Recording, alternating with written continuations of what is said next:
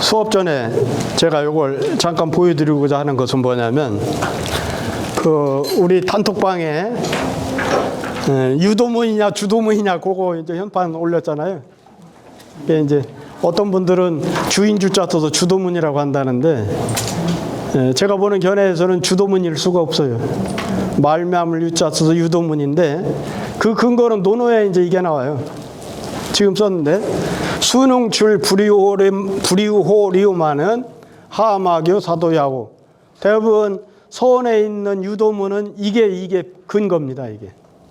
예. 누가 능히 문을 말미암지 않고서나 나가겠는가? 나갈 때에 문을 경유하지 않겠는가? 그거예요. 누구든 나갈 때는 문을 통과해서 나가잖아요. 그런데 어찌해서 이 도를 말미암지 아니하는가? 그 말이에요. 사람이 살아나가는데 도를 가지고, 지금 우리가 도 속에 살거든요. 도. 우리가 말하는 부모와 자식 사이에, 부모가 자식을 사랑하고 자식이 부모한테 효도하고, 이게 다 도잖아요. 그런 도 속에 살면서도 그 도 속에 사는 것을 알지 못하고 있다, 그 말이에요. 그래서 대부분 우리 유학, 유적지에 있는 모든 문 이름은 유도문이 대부분이 많아요. 근데 이제 거기 이제 그 논산시에서 쓴 걸 보니까, 논산시에 이제 홈피에 한 걸 보니까 주도문이라고 해놓고, 그럼 군주의 돌이다 이렇게 했거든요. 근데 그게 서원하고 군주의 돌이하고 뭔 상관이 있어요? 뭔 상관? 그것도 말이 안 되고. 그래서 이제 난 또 개인적으로 또 이제 서예를 하는 친구들한테 한 3명한테 이제 그 사진을 보여주고, 이게 유도문으로 봐야 되냐 주도문이냐 그랬더니, 서예한 친구들 한결같이 다 유도문이라는 거예요. 예. 그래서 내 주장이 맞는구나. 유도문이라 하는데, 그 논산시에서 쓴 것이 틀린 거예요. 내가 볼 때는. 누가 얘기해도 틀렸다고 인정할 수밖에 없고. 왜 이걸 보여드리냐면, 한문은 지금 이게 특히 초서 같은 경우는 이런 거 지금 이렇게 글씨를 잘 못 알아보겠지요. 네. 초서를 아는 사람이 많이 없잖아요. 이게 지금 사계 선생님 글씨예요. 사계 김장생 선생. 여기 지금 번역하면서 네모친 것은 뭐냐면 요 위에 안 보이는 글씨들을 이렇게 내가 네모 처리를 한 거예요. 그러잖아. 이거 이제 우리 허주 김반 선생, 다 이게 광장김 씨들 여기 연산 사람들입니다. 연산 분들. 그 다음에 요거서 이제 광성부원군 김만기, 다 여기 연산 광장김 씨들이에요. 다 이렇게 초서로 이렇게 편지를 옛날에 간차를 쓰잖아요. 요거 이제 우리가 잘 아는 서포만피를 쓴 서포 김만중, 이게 다 친필들이에요. 그 당시에 친필들이에요. 요거 이제 2호 김만균, 요거 이제 죽천 김진규. 그래서 이런 분들이 옛날에 이제 조선 후대 노론이 집권하기 시작하면, 여기 연산서부터 회덕 사이에서 대한민국 인물이 다 납니다, 이게. 예. 그것도 이제 주로 이제 광장김 씨라든지, 여기 이제 파평윤 씨라든지, 또 이제 저기 안동권 씨라든지, 뭐 몇 개 문 중에서 이제 모든 우리나라의 그 정권을 좌지우지해요. 이제 그분들이 관찰인데, 이런 글씨를 볼 때 도저히 알아보기 어려워요. 이게 무슨 글자인지 굉장히 알아보기 어려워요. 그러면 이걸 글씨를 어떻게 보느냐면, 이제 초서를 보는 원칙이 있어요. 첫째는 뭐냐면 부시의 흐름을 가지고 우선 판단을 해요. 그래서 글씨 모양을 우선 유추해내. 저건 무슨 글씨다. 물론 초서를 공부해야 됩니다. 그래서 초서를 공부했다고 해서 몇만 자를 다 알 수 있는 건 아니잖아요. 그러면 초서의 기본 원칙 한 뭐 몇백 자, 한 1000자 뭐 이런 정도의 초서를 머릿속에 딱 담고서나, 그 다음에는 뭘 하느냐면, 첫째는 부수의 흐름, 그걸 필세라고 하는데, 부수의 흐름을 가지고 글씨의 모양을 판별한다. 그러고 나서 그걸 대입해요. 대입해서 문장으로 파악을 해요. 그 다음 문장. 그렇게 해서 그 문장에 안 맞는 글씨가 있을 수 있잖아요.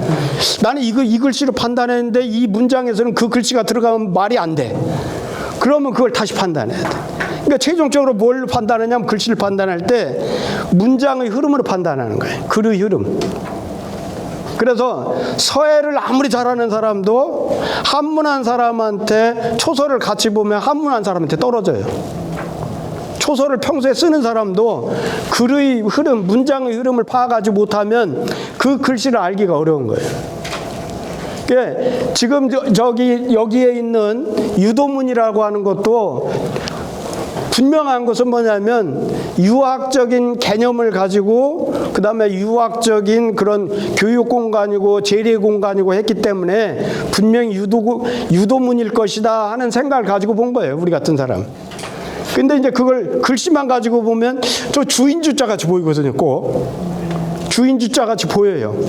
그런데 그렇게 보면은 주도문이라는 건 아무리 우리가 옛날 고문 아무리 쳐다봐도 주도라는 건 없어요. 그 한비자를 예로 들었다고. 한비자에서 그게 출전이다 그러는데 한비자는 우리 정통 유가에서는 2단 서적이에요. 순자의 제자예요. 한비자는. 순자는 성악설을 주장했잖아요. 그 순자의 계통으로부터 한비자도 나오고 법과 사상가들이 대체적으로 한비자 쪽에서 나와요. 그러면 우리 정통 유학적인 입장에서 보면 우리는 인의지도, 인의를 주장하는 학문인데 그런 그 군주의 권력을 주장하고 군주의 권력에 대해서는 한비자라는 책 같은 것을 바탕으로 해서 조선조 선비들이 더군다나 중림선과 같은 역사와 유래가 깊은 그런 서원에서 그런 문 이름을 썼을 리가 없다. 이거예요. 근거는. 이해하셨죠? 네. 그래서 절에 가서 이제 우리가 주련이 있잖아요. 주련. 네. 내 아내는 독실한 굉장히 불교 신자예요. 네. 그래서 내가 이제 아내한테 선물을 하려고 우리나라에 있는 유명한 절에 있는 주련 있잖아요. 옆에. 네. 기둥에서는. 네. 기둥에 써 있는 주련. 네. 그 주련 글귀가 대체적으로 어떤 글귀냐면 번역을 해봤더니 불경 책에 있는 내용. 그렇지 않으면 옛날 고승들의 그런 해탈송. 우리가 해탈송이라고 그러잖아요. 네. 막 내가 깨우쳤다. 그러고서는 막 입에서 나오는 대로 읊었던 시 같은 거든. 오도송이라고도 하고. 네, 그런 시들이에요. 대부분. 제가 물어봤거든요. 스님한테. 이게 뭡니까? 쓴 사람만 안다고 그러더라고요. 번역할 수 있어요. 그런데 옛날 스님들은 다 한문 공부하신 분들이라 그냥 이렇게 막 써놓은 것이 아니고 물리가 닿게 그렇게 시를 씁니다. 그래서 그것을 이제 얇게 책을 매가지고 그래서 이제 아직 책을 내지는 못했어요. 아내한테 선물하려고 그걸 이제 해놓은 게 있어요. 해놓은 게 있는데 그런 때는 분명히 불교적인 입장에서 봐야 됩니다. 그것도 제가 한번 보여드리면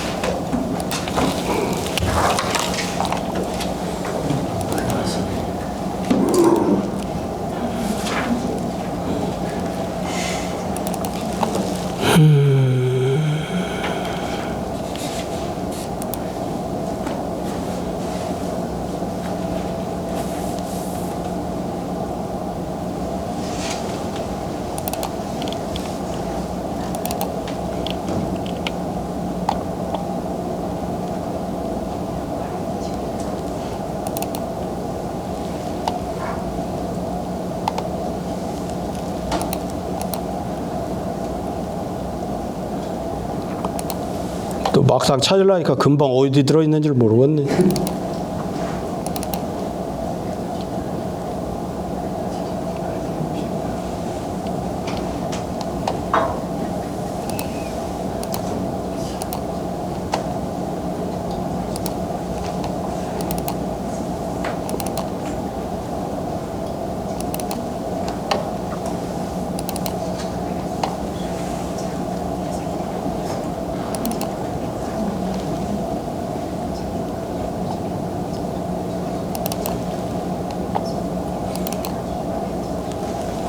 이렇게 이제 주련을 이제 하거든요. 주련 가서 사진을 찍고 그러다 그걸 이제 한자로 옮기고 그러다 이렇게 번역을 하는 거예요. 이렇게.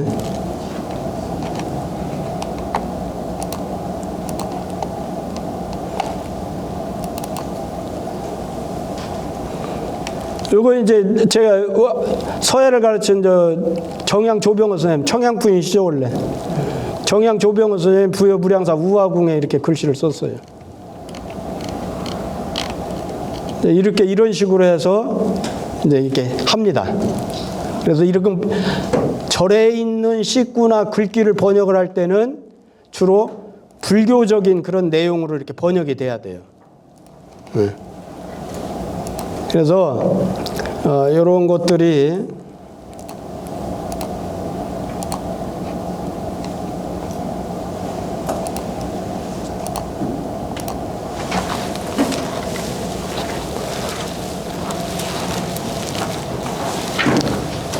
그 다음에 이제 오늘 이제 수업하면서 제가 그 음악에 관한 얘기를 말씀을 드리겠다고 그랬잖아요.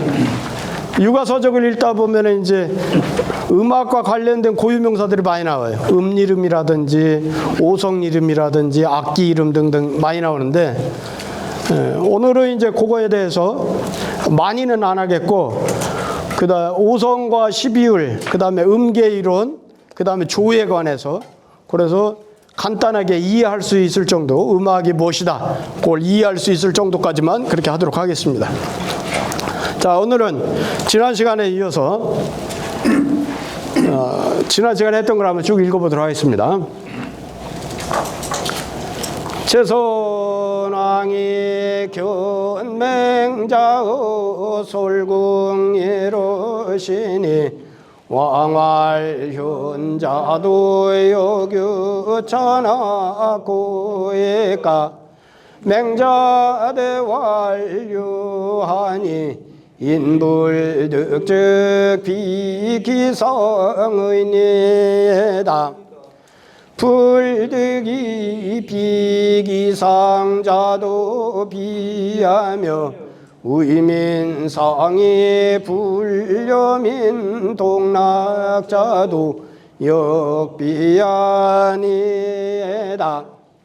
낭민제 낙자는 민영 낙기 나가고 우민제 우자는 민여구 기우하나니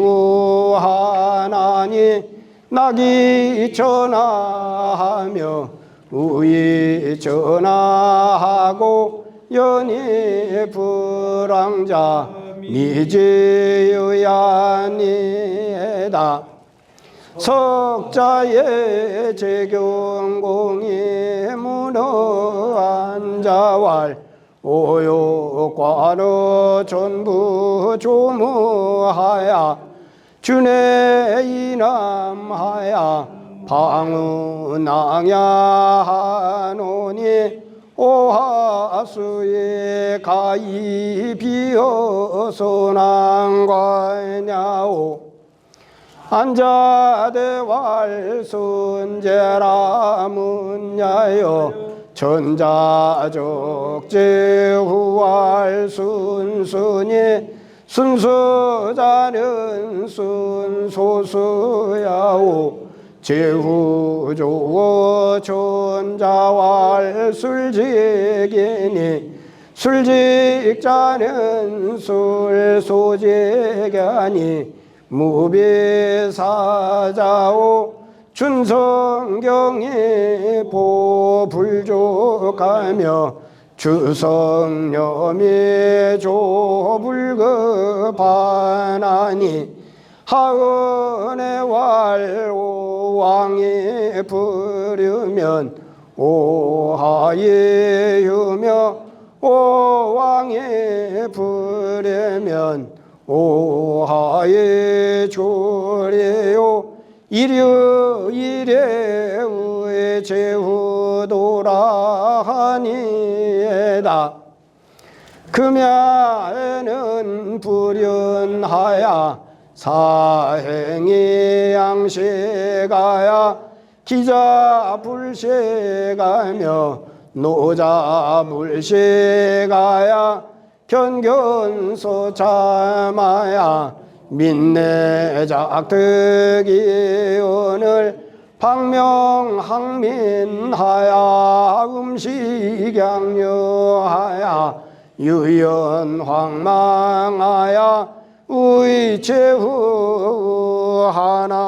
하나니에다 종류하이 망반을 의제려 종류상의 망반을 의지연이요 종수무염을 의제황이요 낙주무염을 의제망이니 선왕은 무유연제낙과 황망지행하듯이니 유근소행야니에다. 여기까지가 이제 했었죠. 그리고 이제 그 시중유화로 얘기할 수 있을 정도로 아주 아름다운 시인 두목의 이제 산행이라는 시를 했었고요. 그러니까 이제 오늘 여기부터 하면서 여기 보면 치소, 각소 요거 때문에 제가 이제 음악에 대해서 왜 치소와 각소라고 했는지, 그리고 원래대로 한다면 여기는 궁소하고 상소라고 해야 되는데 그러지를 않고 치소하고 각소라고 했는 이유가 있어요. 여기 신하와 임금이 서로 즐기는 음악이다 그러면 임금을 뜻하는 궁소, 그 다음에 신하를 뜻하는 상소라고 해야 하는데 여기 백성을 뜻하는 치소하고 여기 치소하고 그 다음에 이를 뜻하는 치를 써서 이제 치소와 각소라고 했거든요.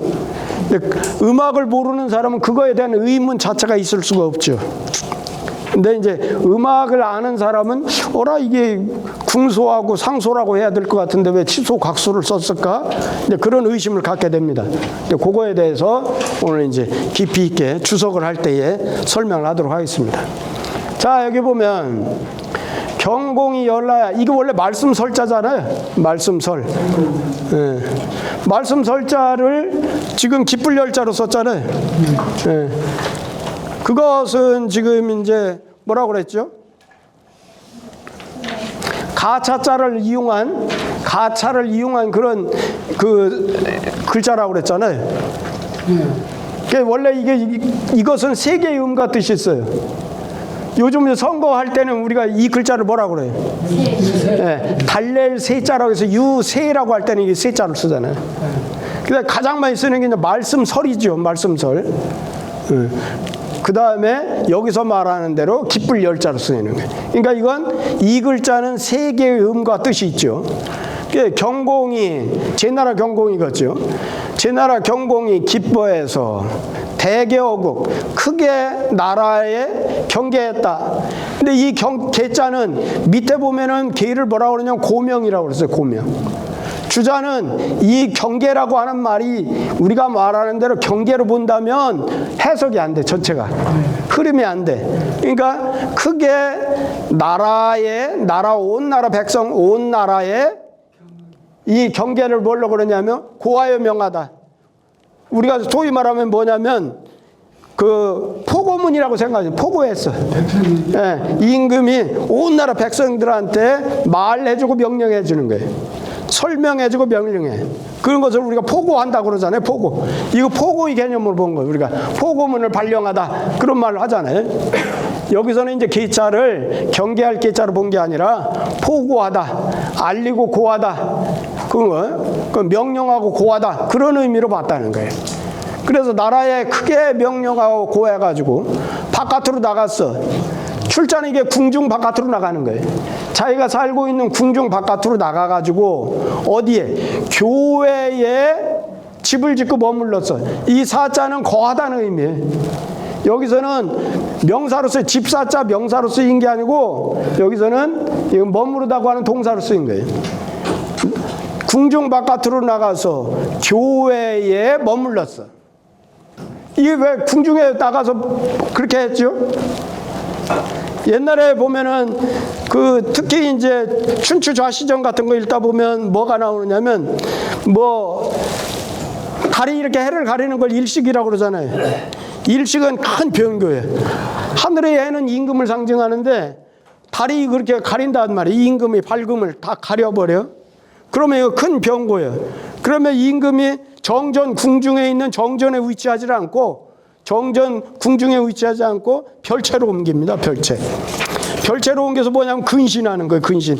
아, 내가 지금 잘못해가지고 하느님이 나한테 지금 벌을 내리는가 보다.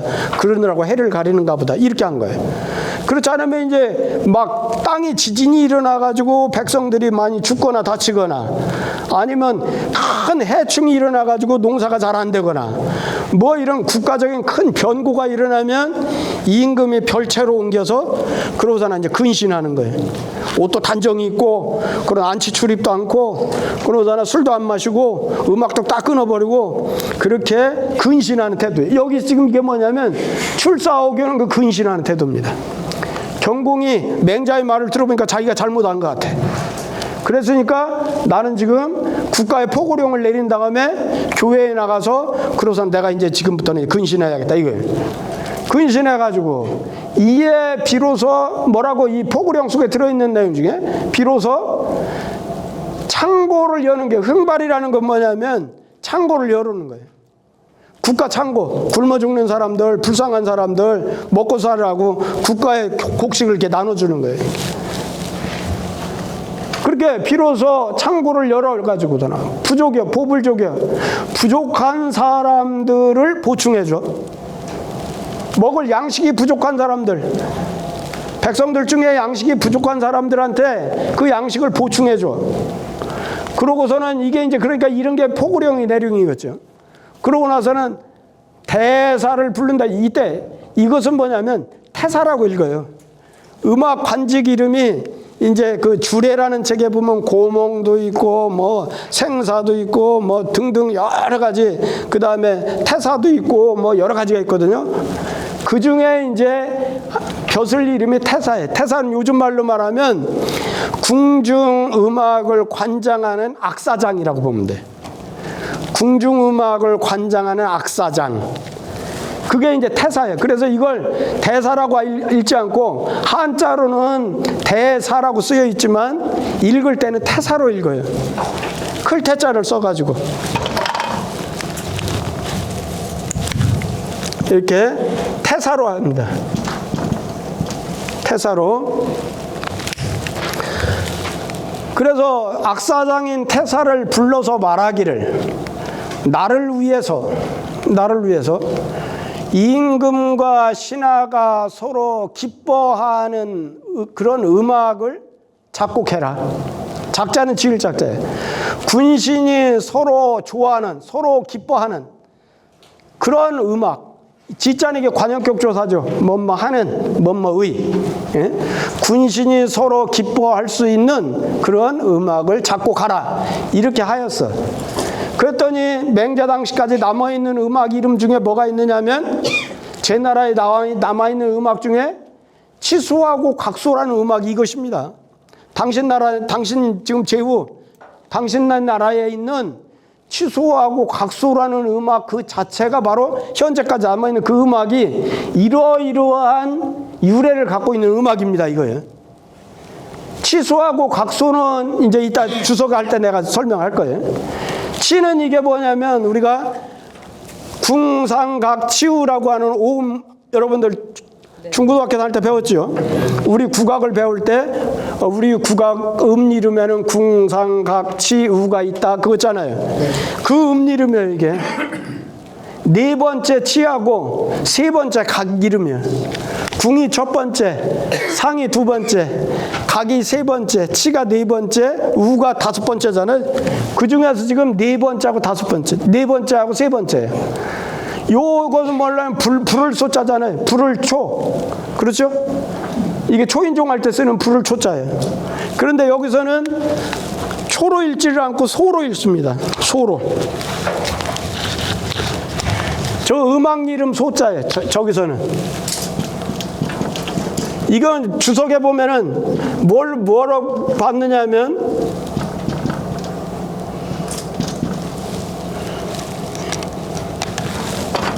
순임금 음악 소자로 봤어요. 순임금 음악 소자하고 같은 동자다 이렇게 나와요. 여기 보면 여기죠. 음에 소는 소와 더불어 같다 그랬잖아요. 소는 여소동이라고 그랬잖아요.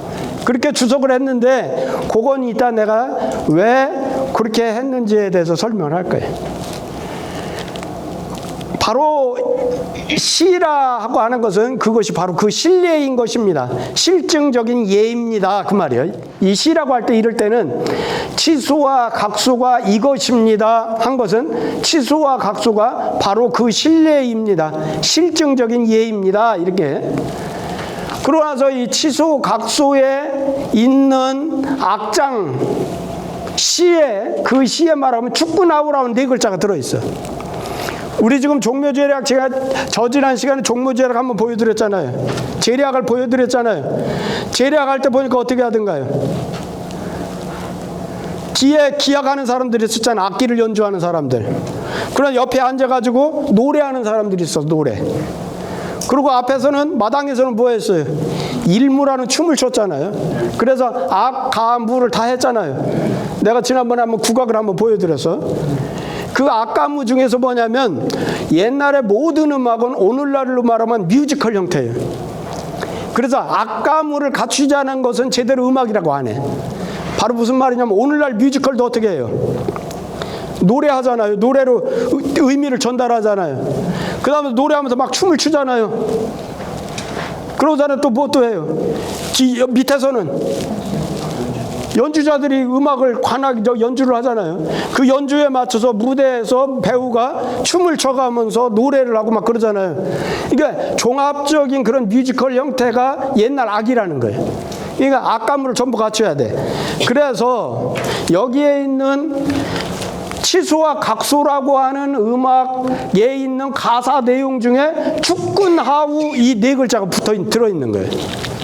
이 축군하우가 있는데 그 말은 무슨 말이냐면 여 축자는 제지할 축, 그칠 축이에요. 이게 여기서는 그런 의미로 쓰였어요. 제지하다, 그치게 하다. 그래서 이임금을 제지하는 것이, 제지한다고 할 때는 어떤 의미로 쓰여요? 못하게 하는 거잖아요. 하지 못하게 하는 거예요. 그 말은 무슨 말이에요? 이임금을 제지하는 것이 무슨 허물이 되겠는가? 이건 더욱 우자인데 이때는 허물 우자를 쓴 거예요. 허물 우자. 이임금을 제지시키는 것이 무슨 허물이 되겠는가? 이런 말이 치소각소해라고 하는 음악 속에 있는 가사송에 이 네 글자가 들어있어요. 그랬으니 여기서 말하는 축군이라는 건 뭐냐? 임금을 제지한다는 것은 의미를 가만히 따지고 보면 그 말은 임금을 좋아하는 것입니다. 임금을 사랑하는 것입니다. 임금을 사랑하기 때문에 임금이 마음대로 하려고 하는 것을 그렇게 하지 말라고 제지시키는 거예요. 이해가 됐죠? 그래서 여기 이제 지금 지난 시간부터 했던 것을 여기서 이제 마무리를 하는 거예요. 네. 자, 그러고 나서 이제 주석을 한번 봅니다. 자, 아까 얘기한 대로 여기에서 계자를 경계할 계자로 보면은 전체의 맥락이 맞지가 않아. 그러니까 주자는 뭐라고 생각했냐면 여기서 계자는 고할 고자에다 명령할 명자. 고명이라는 것은 임금이 백성들한테 포고하는 것. 포고하는 것이 포고령을 내리는 것이다. 그런 의미를 봤다는 거예요. 고하고 명령하는 것. 이게 포고하는 거예요. 그 다음에 출사라고 하는 것. 나아가서 여기에 머무르다. 이것은 무슨 말이냐? 자책해가지고. 자책은 뭐예요? 자기 스스로가 잘못했다고 책을 하는 거예요. 자책하는 게. 자책해가지고 백성을 살피는 것이다. 그 말은 아까 뭐라고 그랬어요, 내가? 옛날 춘추좌시장 같은 거 읽어보면 국가적인 변고가 크게 일어나면 아, 임금인 내가 정치를 잘못해서 그런 거구나. 그래서 별차에 머무르면서 근신한다 했잖아요. 이게 지금 근신하는 의미예요. 자책해가지고 그리고 백성들한테 어떻게 하면 잘 살 수 있게 하겠는가.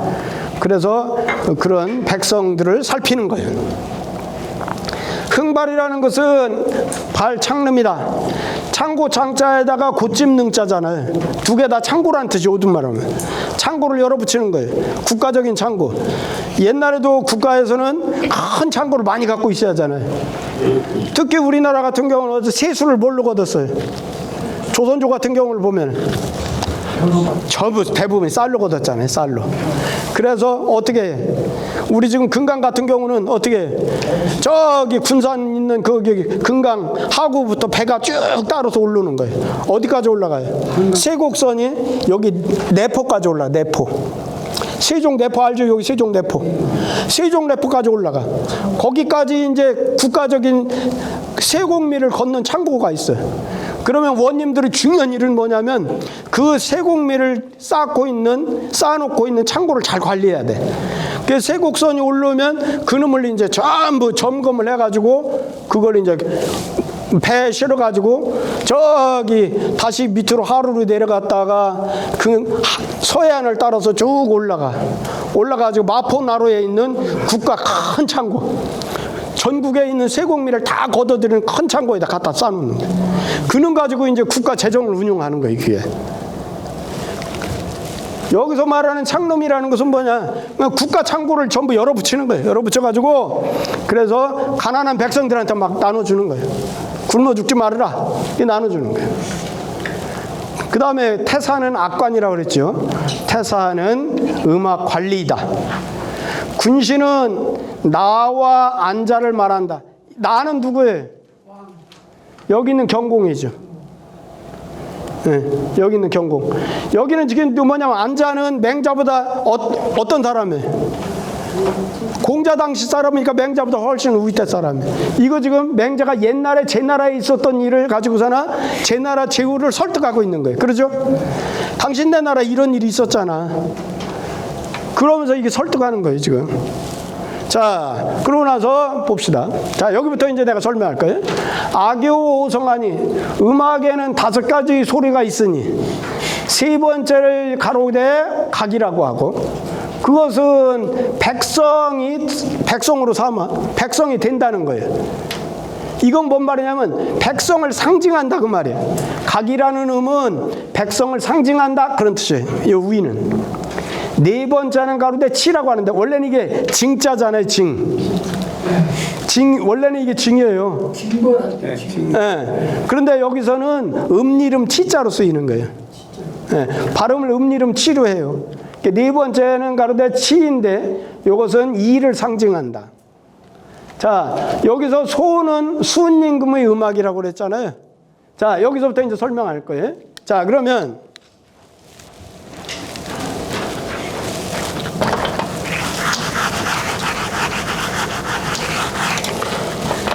옛날 임금이 자 고려부터 조선으로 넘어왔어요. 중국을 보면 당나라가 망하고 그 다음 나라가 들어서고 뭐 이렇게 쭉 나라 왕조가 바뀌어요. 그 왕조가 바뀌면 백성들한테 임금이 맨 첫 번째 왕이 백성들한테 보여줄 게 뭐예요? 야 백성들아 봐라. 나는 너희들하고 다른 사람이야. 나는 하늘로부터 이렇게 천명을 받은 사람이야.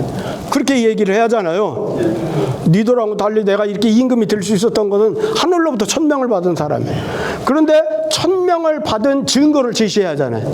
나는 말로만 천명을 받은 게 아니야. 나는 진짜 이렇게 천명을 받은 사람으로 그래서 이렇게 이런 증거가 있는 거예요. 그래서 증거를 제시하는 것 중에 여러 가지 중에 하나가 대표적인 게 뭐냐면 음입니다. 첫 번째로 맨 처음에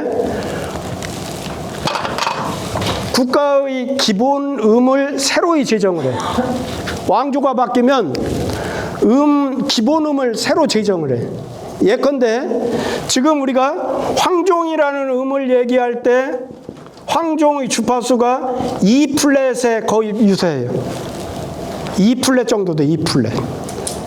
그러면 다른 왕조가 바뀌면 이걸 E 플랫으로 하는 게 아니고 E나 뭐 C나 뭐 다른 음으로 이렇게 바꾸는 거예요. 이렇게 바꿀 때 뭘 보고 하느냐면 여러분들 조선왕조실록을 보면 세종조 때 뭘 하기 위해서 기본음을 정할 수 있는 기장이라는 곡식을 구하기 위해서 무척 노력을 해요. 기장 곡식. 기장 모르시는 분 있나요? 우리 연배는 기장이라는 곡식 다 알잖아요. 좁쌀같이 생겨. 좁쌀은 거의 유사해. 좁쌀에. 이게 조선 왕조 지금 그 종묘에서 제사 지낼 때 4개의 곡식을 올려요. 그게 뭐냐면 서직도량이에요. 서자를 어떻게 쓰더라? 그 다음에 피직, 그 다음에 도, 그 다음에 량. 이게 피서직 도량이에요. 그래서 종묘 제사 지낼 때 기장, 직은 좁쌀, 도는 쌀, 량은 수수예요. 곡식이 이렇게. 그럼 현재는 우리가 주곡으로 삼고 있는 게 뭐예요? 쌀이잖아요. 그런데 중국 입장에서 보면 쌀이 나는 지역은 어느 지역일까요? 남쪽 지방이에요. 근데 대체적으로 왕권을 잡고 있었던 쪽은 어느 쪽에서 보통 일어났어요? 논이 없는 지역에서 주로 일어났어. 그리고 고대 사회는 쌀이라고 하는 것은 후대에 이렇게 들어온 거지, 실질적으로 고대 사회의 주곡은 뭐가냐면 기장이 주곡이에요. 기장이 주곡이에요. 그러니까 기장, 곡식, 알을 선정을 해야 돼. 그럴 때 임금이 정치를 잘하면 그러면 날씨가 순하래. 3일에 소우가 내리고 5일 만에 대우가 오고, 그래서 비도 적당히 오고 바람도 솔랑솔랑 곡식이 잘 익게 오고 하고, 그러면은 곡식 알이 어떻게 되겠어요? 굵어져. 곡식 알이 굵어져. 그러면 기장 알을 확대를 해보면 이제 이런 모양이에요. 이렇게 이런 모양이에요. 지금 기장도 보기가 어렵더라고. 그래서 내가 경북 의성에서 농사 짓는 친구한테, 야, 그쪽에 혹시 기장 있으면 좀 보내라. 그랬더니 기장을 한 움큼을 보냈어. 그래서 나도 그때서 이제 기장을 처음 본 거예요. 우리 좁쌀은 많이 봤어도 기장 보기 어렵거든요. 근데 이제 기장이 이런 모양이에요. 그러면 기장 곡식알 하나를 한 푼으로 봤어. 한 푼. 그래서 기장이 이렇게 해놓는 것을 가르고 이걸 옆으로 놓으면 이렇게 세로가 될 거 아니에요.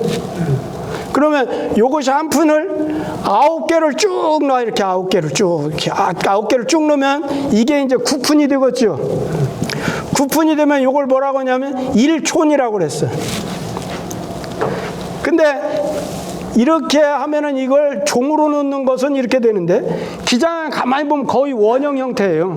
원형 형태로 내가 확대해서 그렇지 원형 형태로 돼 있어요. 이렇게 가로로 놓으면 이건 10개를 놓으면은 이거 9개를 쌓는 거나 요거 10개를 놓는 거나 길이가 똑같아요. 옛날 사람들 그렇게 봤어요. 그렇게 해서 요걸 9푼으로 해가지고 그러나 여기 1촌인데 요것을 또 9개 곱하기 또 9개를 더하면 이게 총 몇 개가 되면 81분이 되고 이게 한 척이 되는 거예요. 한 척.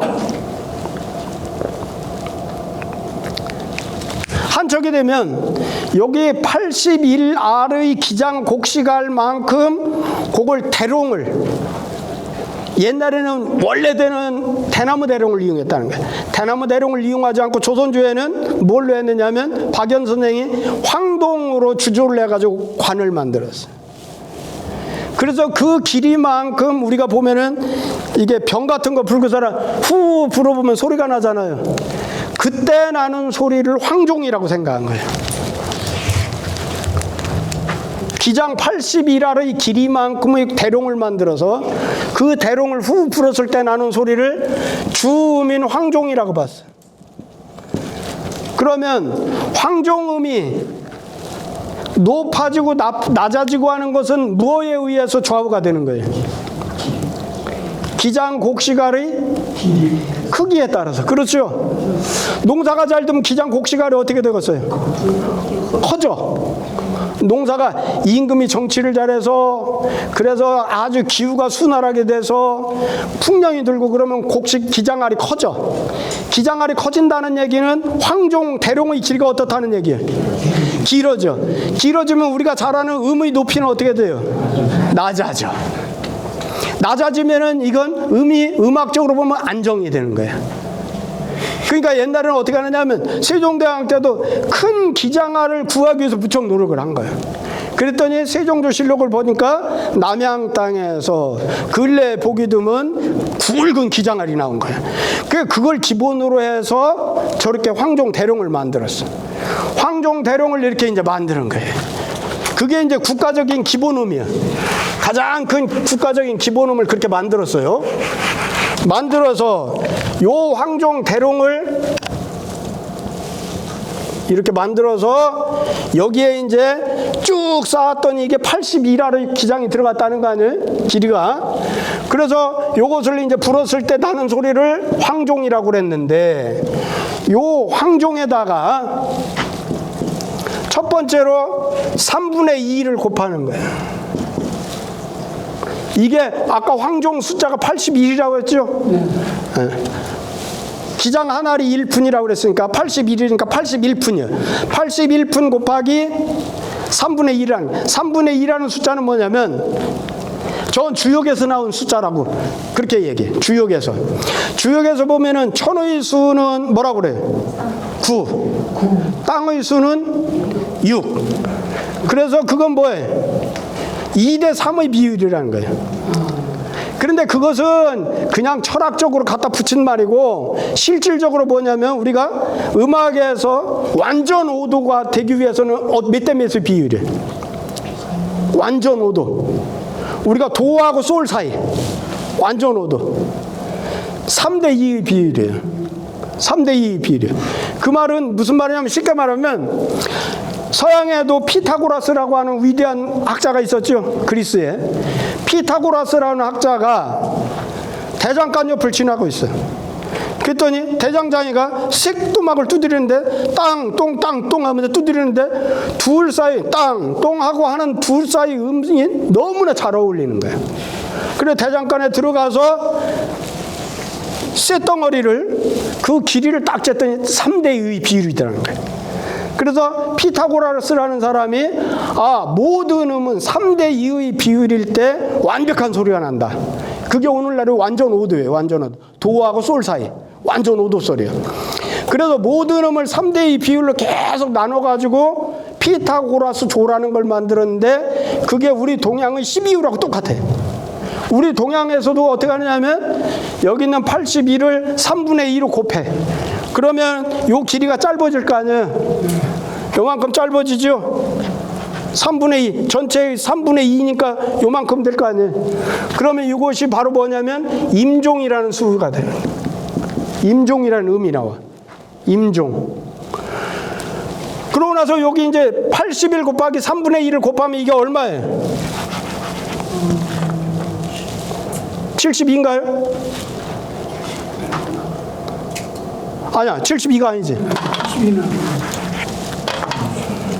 3으로 나누면 얼마예요? 3, 2, 6, 3, 7은 21, 54가 되네. 54. 그렇죠? 그러면 이 54라는 수는 임종이라는 수예요. 임종이라는. 그 다음에 이 54를 그 다음에는 뭘로 곱하느냐면 3분의 4로 곱해. 이걸 2배로 한 숫자를 곱해. 3분의 1을 2배로 해. 그걸 3분손익법이라고 그래. 그걸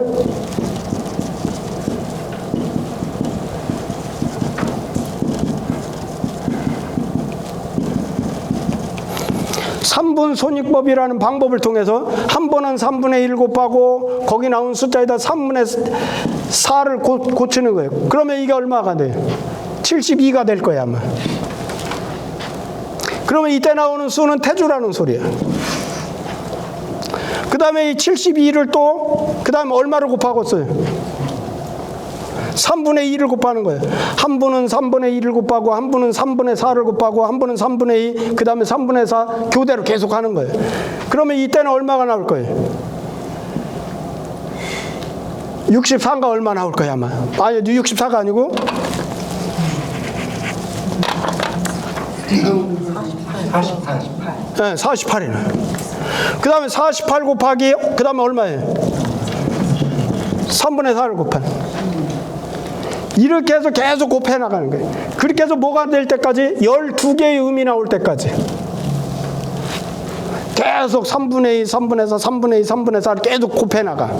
12개라는 숫자는 왜 되죠? 그건 이제 다음에 제가, 그건 굉장히 어려운 문제가 있어요.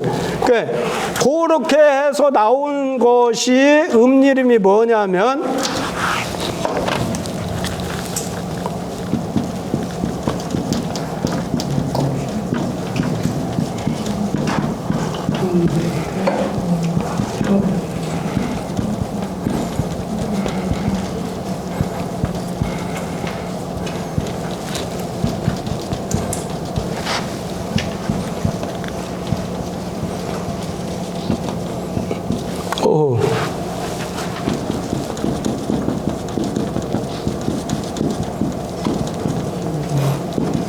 이렇게 황종,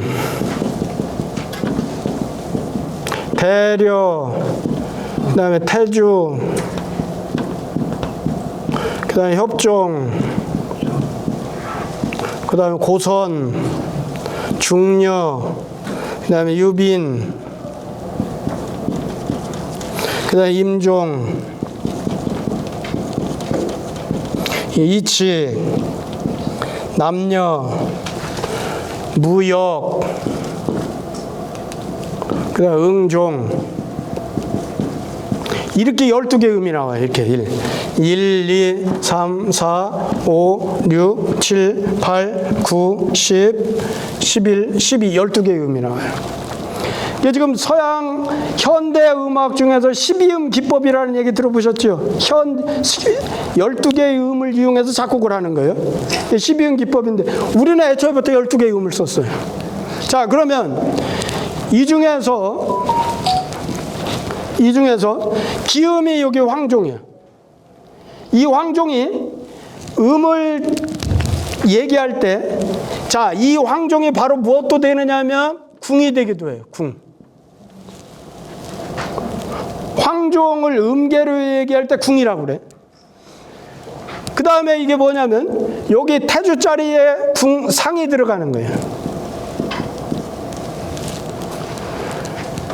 계산을 할 때 쭉 가면은 요같이 64까지 나올 때까지는 뭐가 나오느냐 하면 계속 자연수만 나와요.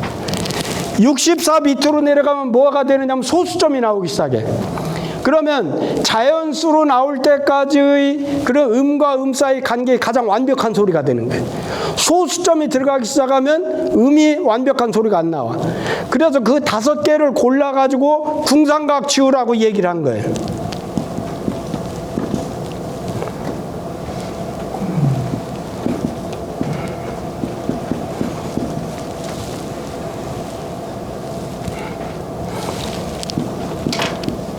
이렇게 궁상각치를 했어. 그러면 궁하고 상 사이는 몇 개의 음률 차이예요? 하나? 둘이잖아요. 하나. 황대태. 그 다음에 여기하고 여기도 둘이죠. 여기는 몇 개예요? 3개예요. 여기는 몇 개예요? 2개예요. 그러면 여기 남녀 다음에 다시 요 황종 한 옥타브 높은 황이 나와야 될 거 아니에요. 그러면 여기 남녀부터 황종까지가 3개예요. 그러니까 음 사이 간격은 쉽게 말하면 요거예요. 황대태 혁고중이 미남무 12율은 뭐냐면 주파수가 정해진 음 이름이에요. 음 각각은 주파수가 있어요. 고유한 그 소리, 그 자리에 딱 있어요. 소위 말하면 악보에서 5선 악보가 이렇게 있잖아요. 5선 악보가 이렇게 있을 때 도는 어떤 자리예요? 요 자리잖아요. 이걸 C라고 그러잖아요. C. 항상 요 자리가 도잖아요. 근데 우리가 계명창을 할 때 어떻게 해요? 다장조의 도의 자리하고 라장조에서의 도의 자리가 다르죠. 그거하고 똑같이 어떻게 되냐면 12홀은 항상 주파수가 정해진 음이야. 근데 궁상각치유는 이게 지금 계속 변할 수 있어. 예컨대 황종을 궁으로 해서 쌓아 올라갈 수도 있고, 대려를 궁으로 해서 쌓아 올라갈 수도 있고, 태주를 궁으로부터 쌓아 올라갈 수도 있고, 협종을 궁으로부터 쌓아 올라갈 수 있어. 그 말은 무슨 말이에요? 궁은 항상 위치가 정해져 있는 것이 아니고 궁상각치우는 단지 무엇만 정해주는다? 음과 음 사이의 간격만을 정해주는 것이다. 그걸 음계라고 그러잖아요. 음계라고 하는 그 소리 음자에다 계단계자를 쓰잖아요. 음과 음 사이의 간격만을 정해준 것이 궁상각치우예요. 12율은 주파수가 정해져 있는 거고. 그러면 이게 지금 두 가지 경우수가 생기죠. 궁으로부터 시작하면 궁상각치우에서 두 음으로 두 개의 간격으로부터 시작하는 거예요. 근데 만약에 음을 그렇지 않고 각으로부터 시작을 한다? 그러면 첫 음과 둘째 음 사이가 몇 율이에요? 3개예요. 그 다음에 우로 시작을 한다 그러면 우와부터 황 사이 간격이 3개잖아요. 그러니까 첫 음과 둘째 음 사이 간격이 2율 차이냐 3율 차이냐 그 차이가 생기잖아요. 그렇죠? 그러면 이것은 수학적으로 보면 12율에다가 5음을 곱하면 12율과 5음 사이에는 몇 가의 경우가 수가 생겨요. 12율에다가 5음 사이 간격을 생각하면 이건 몇 개의 경우수가 생기냐면 60개의 경우가 생겨요. 그 말은 우리 국악은 60개의 조가 있어요. 국악은 60개의 조가 있는데 그 60개 조 중에서 기음인 첫음과 둘째 음 사이의 간격이 두 가지로 나눠. 2율 차이냐 3율 차이냐. 2율 차이 음악을 우리가 평조 음악이라고 그래. 3율 차이로 하는 음악을 계면조 음악이라고 그래. 서양 음악에서는 두 가지로 나누죠. 장조하고 단조로 나누죠. 우리 국악은 크게 나누면 계면조 음악과 평조 음악이 있는데 음계 조직이 저렇게 해서 차이가 있기 때문에 그런 거예요. 자, 그럴 때 궁상각치우는 음과 음 사이 간격을 정해주는데 철학적으로는 어떤 의미가 있느냐면 철학적으로는 궁은 주음이고 제일 중요한 음이기 때문에 이건 임금이라고 그래요. 임금을 상징해.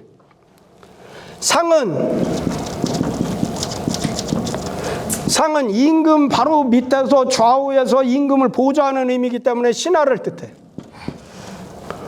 각은 백성을 뜻해. 치는 이의를 뜻해.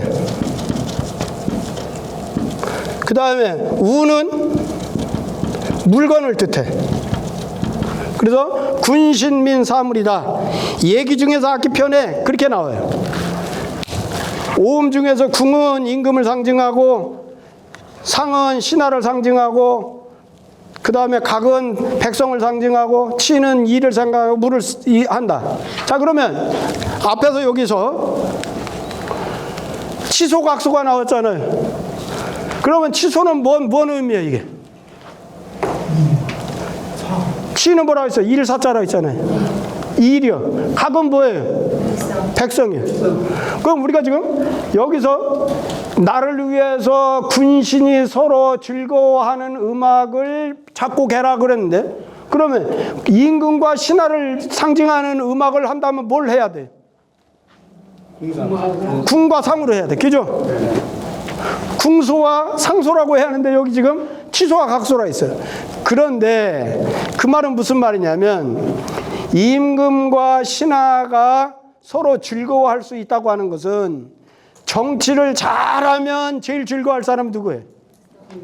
백성이죠. 백성이요. 백성. 각. 그 다음에 정치를 잘한다는 건 뭘 잘하는 거예요?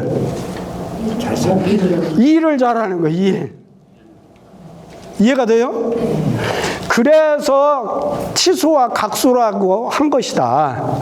원래 음악적으로 본다면 궁소하고 상소인데 근데 임금이 정치를 잘하고 그렇게 한다는 것은 백성을 위하는 것이고 그 정치를 잘한다는 자체는 일을 잘한다는 의미니까 그러니까 이게 치소하고 각소를 한 것이다. 어려웠나요, 음악이?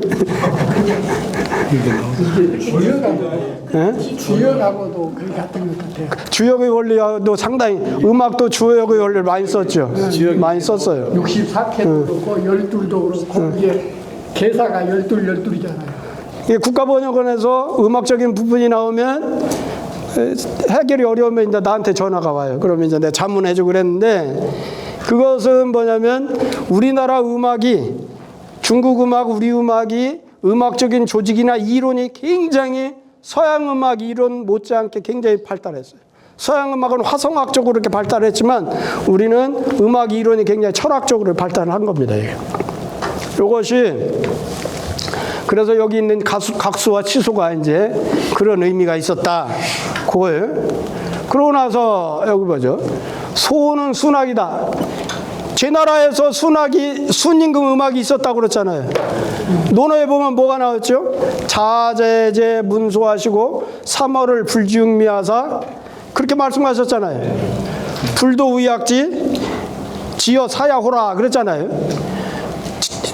공자께서 제 나라에 가서 순임금의 음악인 소라는 음악을 들으시고는 3개월 동안 고기 맛을 잊을 정도로 그렇게 아주 몰입을 하셔가지고 이 음악이 이런 경제에 이르는 줄을 알지 못했구나, 의도하지 못했구나 그렇게 말씀하셨단 말이에요.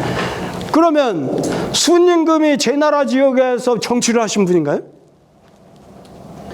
내가 처음에 그것 때문에 악서를 번역하는데 굉장히 고민했어요. 근거를 찾느라고.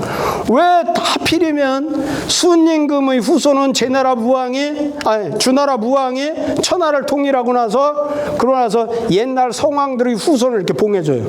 요임금의 후손은 저기 개, 그 다음에 순임금의 후손은 진나라, 그 다음에 탕임금의 후손은 뭐 어디 이렇게 다 봉해줘. 그럴 때 순임금의 후손은 진나라에 봉해줘요. 진나라. 이 진나라에 봉해줘. 진나라 봉해주는데 진나라하고 제 나라하고는 거리가 엄청나게 떨어져 있어. 다른 나라예요. 전혀 다른 나라. 근데 어떻게 순임금 음악이 진나라에 있지를 않고 제 나라에 와가지고서나 공자가 소음악을 들었느냐고 말이에요. 그래서 한 군데서 근거를 찾았어요. 사략이라는 책에서 근거를 찾았더니 진나라의 공자완이 내란이 일어나니까 제 나라로 망명을 했어요. 옛날 사람들이 망명할 때 혼자만 도망가는 거 아니잖아요. 망명할 때 측근들하고 많은 사람들을 데리고 가잖아요. 그럴 때 거기에 이제 악사들도 있었던 모양이에요. 그러니까 진나라로 계속 내려오던 순임금의 음악인 소음악이 그래서 제 나라로 가서 옮겨지게 된 거예요. 그래서 공자가 제 나라 가서 소음악을 듣게 된 거예요. 그러니까 여기서 말하는 주자는 그 소를 그 순임금의 소악이라고 하는 같은 계통의 음악으로 본 거예요. 그래서 여기서 이 소라고 읽어야 하고 순임금의 음악이라고 주석을 한 것은 뭐냐면 실제 이 순임금의 소아 음악하고 똑같은 음악은 아니지만 같은 계통의 음악이다 이렇게 본 거예요. 그래서 그 시는 치수와 각소의 시이다. 이때 시라고 하는 것은 음악적으로 보면 악장이라는 거죠. 악장. 노래를 하는 가사 악장. 우는 허물이라는 뜻이다. 그래서 안자가 안영이죠. 안자가 능히 그 임금이 하고자 하는 것을 제지시켰어. 축지했어. 제지시켰으니 마땅히 임금이 허물하는 바가 돼야 임금이 탓하는 바, 임금이 너 그렇게 말하면 안 돼. 이렇게 탓할래야 그러나 그 마음인즉슨 어찌 잘못이 있겠는가. 맹자께서 그것을 해석하셔가지고 이의 여겼어. 생각했어. 뭐라고 생각했어? 신하가 능히 그 임금이 하고자 하는 것을 제지시키는 것은 이에 바로 그 임금을 사랑하는 것이다. 그렇게 여겼어. 임금이 하고 싶은 대로 하는 것을 임금이 그렇게 하면 안 됩니다. 이렇게 제지하는 것이야말로 그게 임금을 진짜 사랑하는 것이다. 이렇게 여겼다는 거예요. 그러잖아 윤씨가 말했어.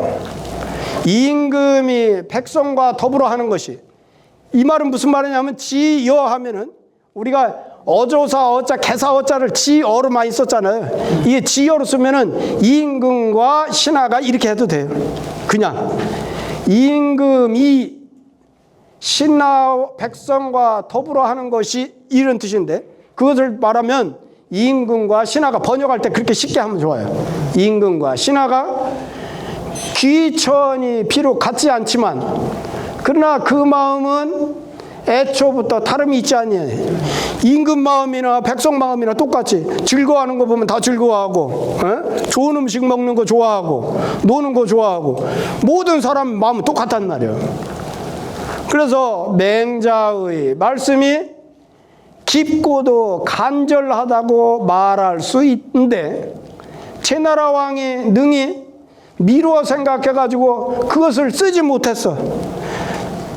맹자가 아주 간절하면서도 아주 그렇게 임금님 이렇게 하면 진짜 왕도 정치하는 건데 왜 못하십니까? 이렇게 간절하게 말했는데도 그것을 맹자를 들어 쓰지 임용해 쓰지 못했어. 맹자가 말한 그 내용을 쓰지를 못했어. 그러니 애석한 일이다. 됐습니까? 네. 10분 쉬었다가 다음 시간으로 이어지겠습니다.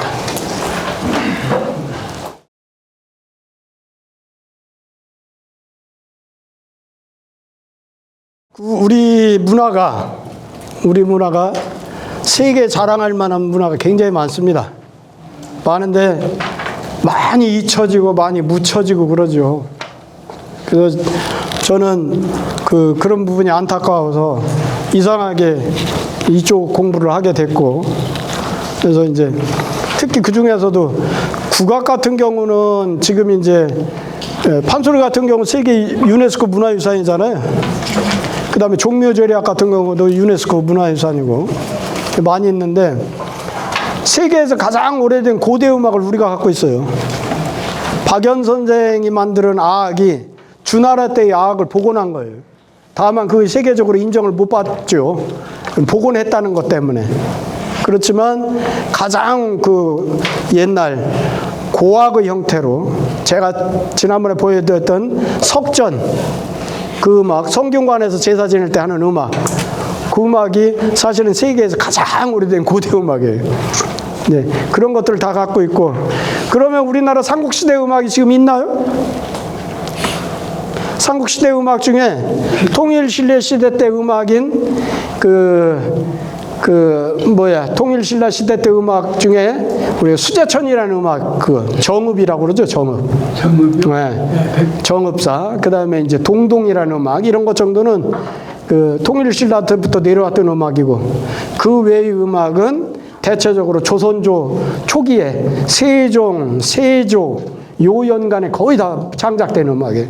특히 지금 우리가 잘 아는 여민락이라든지 종묘제략은 세종이 직접 작곡하신 거예요. 세종은 파면 팔수록 이 양반은 참 너무나 엄청난 양반이구나. 조선왕조실록 같은 거 읽어가면서 하나씩 파면 팔수록 그 당시에 훌륭한 신하라했던 황희정승, 맹고불대감 등등 유명한 신하들 많은데, 그런 학자들이 세종을 발끝도 못 쫓아왔구나. 세종의 그 마인드가 애민정신이라든지 진짜 군주로서 갖춰야 될 그 마인드가 당시 전 세계를 통틀어서 그만한 임금이 없어요. 그 마인드도 그렇고 그 머리에서 나오는 무궁무진한 아이디어도 그렇고, 참 우리는 복이 많은 민족입니다. 그런 위대한 군주를, 옛날에 그런 훌륭한 분을 임금으로 그런 분들이 있었다는 게 우리 민족한테는 참 대단히 큰 복이죠. 예, 파면 팔수록 대단한 양반인데 음악의 업적도 엄청나죠. 자, 그런 것을 이제 이게 간없이 음악 얘기하다 보면 저는 이제 한두 끝도 없이 나옵니다. 근데 우선은 하나씩 이제 수업할 때마다 이런 계기가 있으면 제가 음악 얘기를 계속 들려드리고 다른 데서 들을 수 없는 음악에 대해서 이제 얘기를 할 거예요. 근데 오늘 할 일 해야잖아요. 자, 여기 보면 그 다음에는 이제 장이 넘어갔어요. 장이 넘어가서 이제 최선왕이 이제 다른 걸 가지고 물어봐요. 제가 그랬죠. 양해왕장 상에서는 양해왕과 맹자의 대화가 많고 양해왕장 하에서는 최선왕과 맹자의 대화가 많다 그랬죠. 여기 지금 최선왕이 또 물은 거예요. 똑같이. 최선왕이 물었어. 뭐라고? 인계위와 회명당, 사람들이 모두가 다 말혀. 뭐라고 말하느냐? 나에게 명당을 허물이라고 말이요. 아, 쓸데없이 명당 뭐하러 그거 유지합니까? 명당 허물이죠. 그렇게 하나니, 그러니 그것을 허물을까요? 말까요? 그 말이요. 회저와 이호와. 저기에서 저는 어떻게 된다고 그랬어요? 회저할 때 저기에서 여기 지금 밑줄 그어놨잖아요.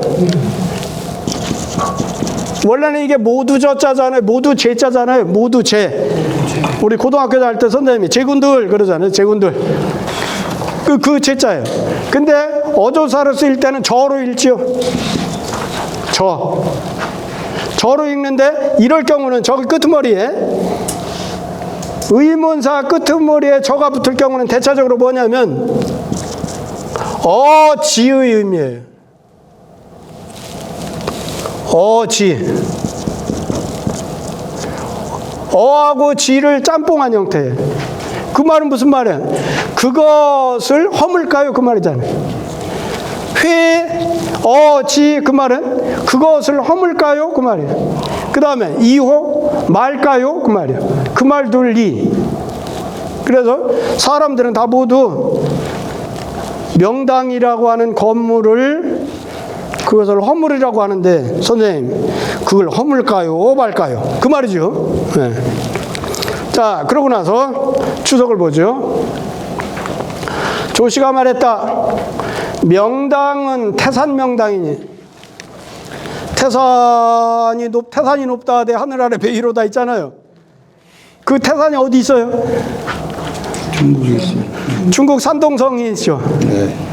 그게 산동성이 옛날로 말하면 제나라 지역이에요. 제나라 지역인데 거기에 태산이 있죠. 태산. 동쪽 태산이라고 그러잖아요. 동쪽 태산. 중국에 오악이 있죠. 오악. 중국 오악이 있어요. 그래서 옛날에 제나라 때는 주나라 때는 어떻게 하느냐면 천자가 전국을 순행을 할 때 동쪽으로 가서는 태산에 있는 명당에 가서 그 동쪽에 있는 제후들을 다 불러 모으는 거예요. 야, 이쪽으로 모여. 그러나 거기서 이제 명령도 내리고 거기서 제사도 지내고 그 다음에 예악과 같은 문화 활동도 하고 그래요. 그러니까 그 다음에는 이제 또 남쪽으로 와서는 남쪽에 또 뭔 산이 있죠? 중국에 오악 중에 남쪽에 있는 산이 이름이 뭐예요? 오악이 지금 화산, 항산 또 뭐가 있어요? 태산. 그 다음에 그 두 개를 다 기억 못 하겠네. 하여튼 이게 지금 동서남북으로 오악이 있잖아요. 그러면 천자가 서쪽으로 가면 서쪽에 있는 그 유명한 산 부근에 있는 이제 아마 명당이 있었을 거예요. 그러면 서쪽 지역에 있는 제후들을 불러 모으는 거예요. 일로 모여요.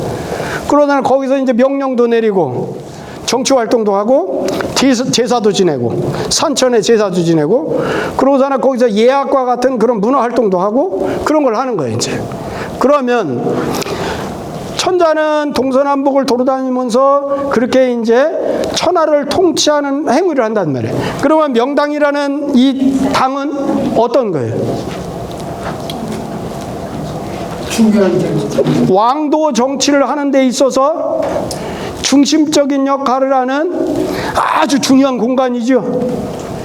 그러니까 이게 지금 명당을 만약에 이 명당 중에서 여기는 태산 명당이라면 제나라 지역에 있던 태산 명당이요.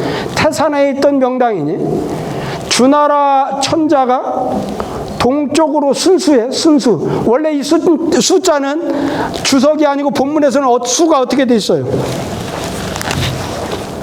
이렇게 수렵할 숫자를 썼잖아요. 그렇죠? 네. 수렵할 숫자를 써놓고 주석에서는 이건 순행하다. 순행할 순자로 봤잖아요. 네. 그러니까 여기서는 제대로 썼어. 그냥 숫자로. 네. 주나라 천자가 동쪽으로 순수해가지고 제후를 조회받는 곳이었는데 한나라 때까지 유지가 아직도 있었어요. 한나라 때까지. 중국 역사는 어떻게 돼요? 이거 중국 역사만 간략하게 1시간에서 참 좋은데 지금 우리가 하고 있는 건 뭐예요? 요임금, 순임금, 우임금으로부터 일단 하나라 망하고 나서 뭐가 돼요? 은나라가 망하고 나 주나라지요. 주나라 후대에 뭐가 들어있어요? 춘추시대와 전국시대지요. 전국시대를 통일한 사람 누구예요? 진시황이죠. 그게 진나라죠. 진나라 말기에 항우하고 유방하고 전쟁을 하지요. 그래서 여기 한나라하고 유방하고 전쟁해서 어디가 이겨요? 유방이 이겨서 한나라가 들어서죠. 한나라가 들어서 한나라 말기에 세 나라로 나눠지지요. 그게 우리가 말하는 삼국시대지요. 유비가 오고 조조가 오고 그러죠. 그걸 통일한 사람이 누구예요? 진나라 사마염이죠. 우리가 말하는 사마중달 사마의의 손장가 증손장가 그래. 그 사람이 이제 그걸 통일을 해. 삼국을 통일을 해. 그래서 들어선 것이 진나라죠. 진나라가 이제 동진과 서진으로 나눠지죠. 후대에 서진이었다가 동진이었다가 그 다음에 동진도 이제 유지를 못하고 뭘로 돼요? 5호 16국 시대가 되잖아요. 5호 16국 시대가 우리가 말하는 남북조 시대, 남북조 시대. 남조와 북조. 그래서 그걸 전체를 통일한 것이 누구예요? 수나라야. 수나라 문제. 우리가 말하는 수양제가 고구려를 쳐들어오잖아요. 고구려 쳐들어왔다가 그것 때문에 망하잖아요. 수나라가. 그러나 들어선 나라가 뭐예요? 당나라야. 당나라 후대로 가면 그것이 이제 혼란이 막 와가지고서나 5대 19국 시대가 되잖아요.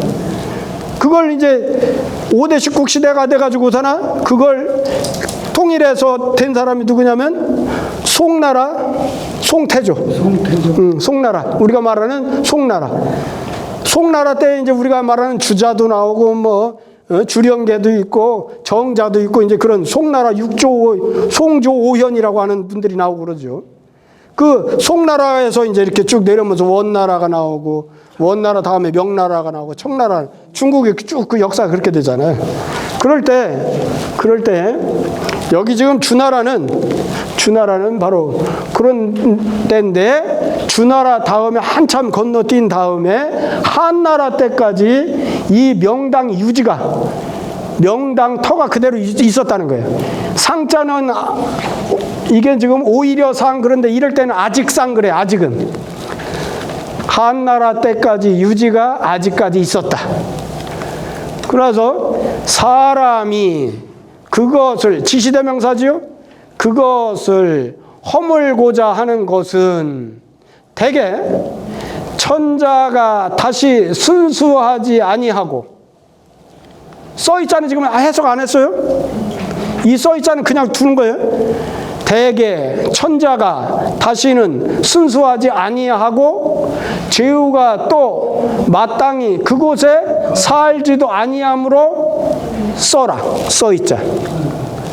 그 써있자는 때문이다 그 말이에요. 이럴 때 써있자는 맨 마지막에 해석을 해요. 그 뭐뭐 때문이다. 그러니까 왕이 마땅히 그것을 허물 것인가 또 그칠 것인가를 물은 것이다. 이럴 때 또 찾자는 또로 하면 번역이 이상해져. 또 물었다. 왕이 마땅히 그것을 허물 것인가 아니면 유지할 것인가. 지자는 이게 그치다고 하는 것은 그 명당을 유지할 것인가 그거에 대해서 물은 것이다. 이렇게 하면 돼요.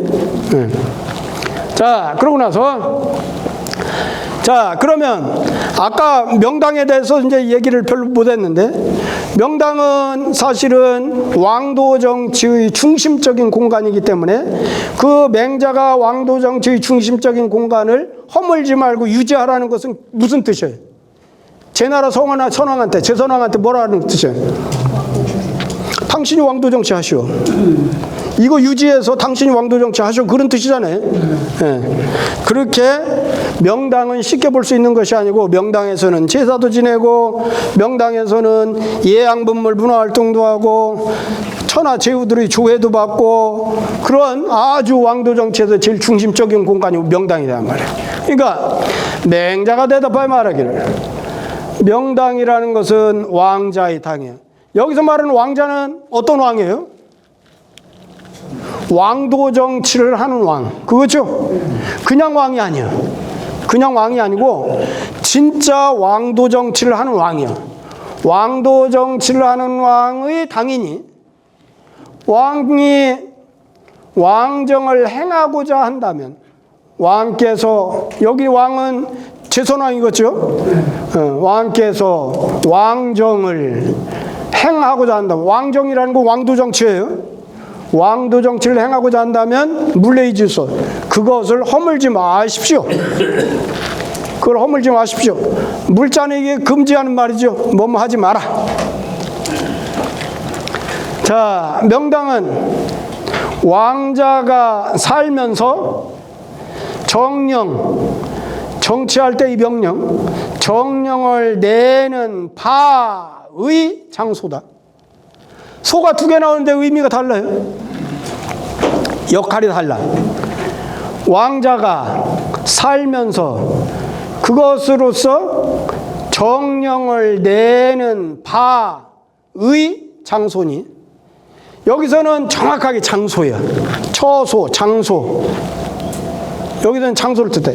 여기서는 불완전 명사로서 뭐냐면 요 뒤에 있는 거로부터 거의, 출, 정령 이렇게 5글자를 명사화 시켜주는 역할을 하는 소예요. 불완전 명사라고 그러죠. 뭐뭐 하는 바. 그 여기는 장소라는 뜻으로 정확하게 여기는 명사지만 여기는 불완전 명사로 쓴 거예요. 요거 5글자를 명사화 시켜주는 그런 소다.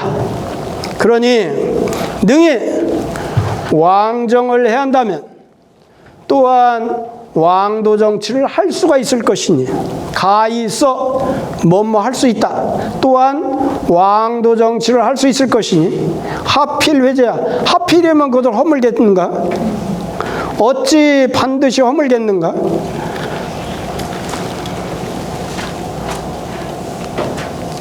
자, 그러고 나서 여기서 또 이제 할 말이 많아요. 왕이 말했어. 왕정을 들을 수가 있습니까? 가득에 대해서 어떻게 제가 설명했죠? 가득이, 맹자에서는 가득이 많이 나오는데 가을 가짜에다 얻을 득자 두 개가 다 가능을 뜻하는 조동사라겠어요. 뭐뭐 할 수 있다. 근데 그 두 개를 왜 겹쳐서 썼을까? 강조하느라. 네, 강조하면서 완곡한 표현이라고 했어요. 완곡한 표현. 이 말은 왕정을 들어볼 수 있나요? 하고 이렇게 완곡한 표현이에요. 왕정을 들을 수 있나요? 들을 수 있습니까? 하고 이렇게 뻣뻣하게 얘기한 게 아니고 공손하게 완곡한 표현을 쓰느라고 가하고 득을 두 개를 겹쳐 쓴 거예요. 대답하여 말하기를 석자 문왕제 치기하여 옛날 문왕이 기 땅을 다스릴 때 오라. 왜 주라고 않고 기라고 했을까요? 문왕이 주문왕이라고 하는데 어째 문왕이 주를 다스릴 때 하지 않고 기라고 그랬어요? 주나라의 역사를 보면 어떻다고 그랬어요? 주나라의 역사는 주문왕의 할아버지 태왕이 훈육이라고 하는 오랑캐의 침략을 받아가지고 받기 전에 침략을 받아서 옮기기 전에 살았던 곳이 어디예요?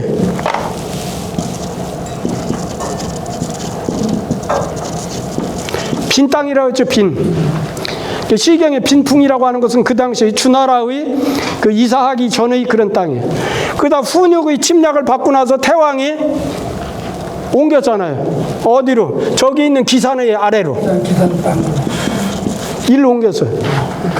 네. 그러면서 기산에서 계속 살면서 그러면서 이제 드디어 주나라 무왕 때 와서 어떻게 했어요? 은나라 주왕을 타도를 하고 주나라 천하를 만들었잖아요. 그때부터 주나라예요. 그러니까 주나라의 역사를 보면 빈, 기, 그 다음에 주가 되는 거예요. 그러니까 여기서는 지금 뭐냐면 문왕이 천하를 통일하기 전이기 때문에 무왕이 천하를 통일하기 전에 자기 아버지 문왕이 다스리던 지역이기 때문에 기라고 그런 거예요. 그 기를 다스릴 때에 그래서 밭 가는 사람에게는 9일의 세금을 걷었어. 밭 가는 사람들한테는 농사 짓는 사람들한테는 9분의 1의 세금을 걷어. 이게 지금 이제 뒤에 가서 주석할 때 하죠. 그 다음에 벼슬하는 사람에게는 대대로 녹봉을 받게 했어. 그 우리나라 지금 아버지가 장관했다고 아들이 그 월급을 받지는 않잖아요. 근데 주나라는 어떻게 하냐면 아버지가 대부벼슬을 했어. 그러면 그 아들이 그 벼슬을 하지 않더라도 그 녹봉을 받도록 해요. 왜 그랬을까? 현재 우리나라에서 우리나라라고 하는 정체성을 유지시키는 계층을 뭐라고 그래요? 정치적으로 기득권. 중산층 보통 그렇게 얘기하잖아요. 예? 경제적으로 말할 때 중산층이 우리나라의 정체성과 우리나라를 유지시키는 중요한 역할을, 골격 역할을 한다, 그런 역할을 하잖아요. 중산층이라는 말 많이 쓰죠. 그 말은 무슨 말이냐면 어느 사회고 어느 국가든지 간에 그 국가와 사회를 유지시키기 위한 뼈대 골격이 있어야 한다는 거예요. 이게 주나라에서는 뭘로 받느냐면 그 주나라라고 하는 정치 체제와 국가의 정체성을 유지시키는 제일 핵심 세력을 뭘로 봤느냐면 벼슬하는 사람들로 봤어. 벼슬하는 사람. 그러니까 그 사람들이 흔들리면 국가가 유지가 안 되는 거예요. 그러니까 그 사람들을 유지시키기 위해서는 경제적으로 안정하게 해주고 그 다음에 그 사람들이 국가에 끊임없이 충성하게 해야 돼. 그렇게 할 수 있는 유일한 방법은 뭐예요? 돈을 주는 거예요. 돈. 야, 네 아버지가 나한테 벼슬 했었어. 돈 계속 줄 테니까 네 집안 대대로 전부 다 나한테 충성해야 돼. 그렇게 해서 주나라가 유지가 되는 거예요. 그렇게 유지시키는 방법이 바로 무슨 방법이냐면 우리가 말하는 봉건 질서, 봉건 사회라는 거예요. 봉건사회. 네, 봉건 질서, 봉건 사회예요. 그러니까 세습을 시키는 거예요. 세습을. 그래서 여기 사자를 세우기라는 것은 벼슬했던 사람들한테는 대대로 녹봉을 계속 주게 했어. 그랬으며 관시를 기입을 정해 국경 관문 또는 시장 이런 데서는 사람들을 기차려 관찰만요. 저놈은 이상한 옷을 입었네. 쟤는 상투 안 틀은 걸로 봐서는 우리나라 사람이 아닌가 봐요. 얼굴빛은 우리가 비슷한데 문화는 우리랑 다르네.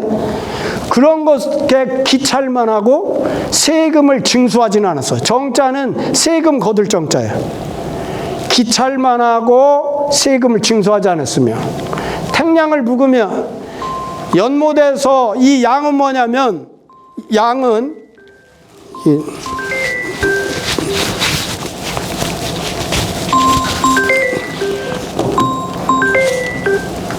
양은 이건 뭐냐면 양은 우리가 어량이라고 해가지고 그 옛날 분들 중에 삼태미 같이 생긴 그 쌀이대를 이렇게 엮어가지고 오늘날의 어항 형태로 만들어서 물 이렇게 흐를 때 고기를 딱 막아서 위로부터 물고기를 막으면 이렇게 들어서 잡는 거.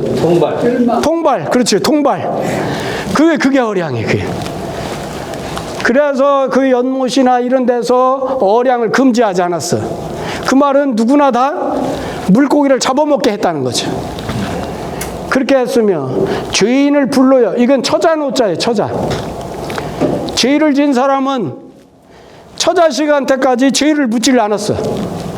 그것이 뭐예요? 연좌제죠. 연좌제. 문명사회인지 아닌지를 알려면 연좌제를 하느냐 안 하느냐를 알 수 있어. 우리 연좌제가 언제까지 왔어요? 우리 연좌제가 최근까지 왔어. 최근까지. 그래서 보면은 6.25 때 네 삼촌이 우리도 지금 공무원 했는데 나도 공무원 했는데 공무원 할 때 반드시 뭐냐면 신원조회서를 보내야죠. 그게 연좌제 그 여부를 확인하는 거예요. 이게. 그런 것까지 그렇게 중요했어요. 이게. 그런데 벌써 이 당시에 죄진 사람한테는 연좌제를 적용하지 않았다는 거예요. 처자식들한테 그 죄를 묻지를 않았다는 거예요. 그 얼마나 선진사회인 거예요. 그렇게 했는데 늙어서 아내가 없는 것을 늙어서 아내가 없으면 뭐예요? 호라비 환자. 호라비. 늙어서 남편이 없는 것을 과자. 부족할 과자. 우리 과부라고 그러잖아요. 호라비 과부. 늙어서 자식이 없는 것. 그거 뭐예요? 의탁할 곳이 없는 노인들이죠. 의탁할 곳이 없는 무의탁 노인들이요. 늙어서 자식이 없는 것을 독이라고 그랬어. 독. 어려서 아버지가 없는 걸 뭐라고 그래? 부모가 없어. 아버지가 고. 그래 환과 고독은 옛날에는 굉장히 제일 힘든 사람들이지. 살기가 힘든 사람들. 그렇으니 이 네 가지 부류의 사람은, 자사자는 이 네 가지 부류의 사람은 천하의 궁박한 백성이야. 천하에 어디 가서 나 어렵다고 손 벌리기도 어려울 정도로 어디 가서 말할 수 없는 사람들이야. 그 천하의 궁박한 백성이면서 무고자여, 아랠 곳이 없는 사람, 하소연할 것이 없어. 야, 나 지금 굶어 죽게 생겼다. 쌀 한 말만 타고, 이렇게 말할 수 있는 곳이 아무 데도 없어. 그런 사람이야. 그런데 주나라 문왕이 발정시인하사대, 주나라 문왕이 정치를 바라고 그 다음에 인정을 베풀 때에, 그럴 때 반드시 이 네 가지 부류의 사람들을 우선적으로 했어.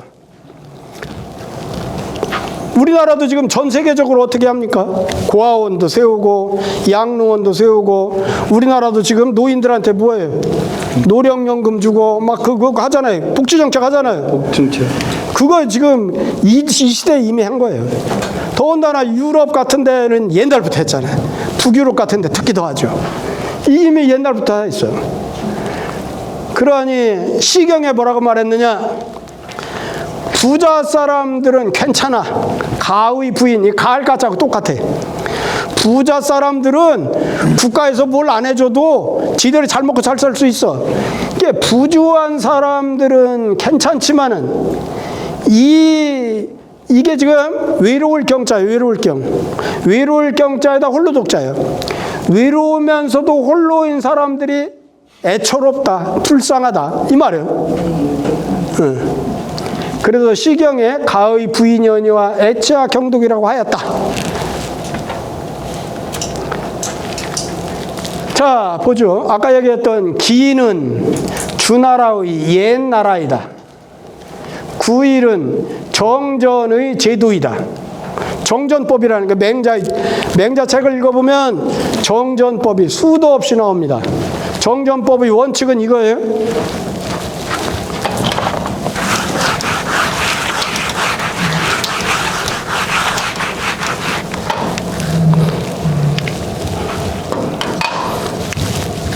자, 땅을 이렇게 쉽게 말해서 네모난 땅이라고 그래.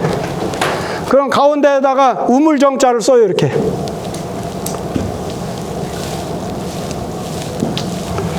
그러면 몇 조각으로 나눠요? 9조각이요. 그러면 여기다가는 한 집을 여기다가 이 땅을 주어. 한 집. 농사를 지을 수 있는 장정을 중심으로 해서 아내도 있고 자식도 있고 어머니 아버지도 있고 이렇게 한 가족을, 옛날엔 대가족 제도니까 그렇게 해서 그 사람들이 농사를 해먹을 수 있도록 국가에서 이 땅을 주는 게. 그래서 여기도 또 땅을 줘 이렇게. 그럼 몇 집이야 이게 지금? 8집이야. 그럼 남는 건 뭐예요? 가운데가 하나 남잖아요. 면적은 똑같이 해. 여기 농사 짓는 건 오로지 그냥 너 다 가져. 너 먹고 사는데 다 써. 그 대신에 이 사람도 여기 농사 짓고 이렇게 같이 8집이 공동 경작을 해. 여기 이 땅은. 이 땅은 8명이서 같이 공동 경작해서 여기서 나오는 것은 전부가 다 뭐예요? 국가 세금으로 내.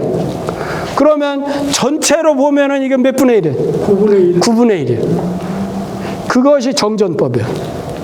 그것이 정전법. 그러면 이게 공동생활하는 거랑 마찬가지예요. 공동생활. 같이. 노동력도 같이 공유를 하고 그러면서 이렇게 공동생활. 저게 이제 정전법. 그래서 후대 학자들은 특히 공산사회에서는 뭐라고 그러냐면 공산사회는 옛날부터 주나라 때부터 있었다. 그렇게 얘기를 해. 저 정전법 때문에. 저것이 바로 공산사회다. 생산을 공동으로 소유했던 사회다.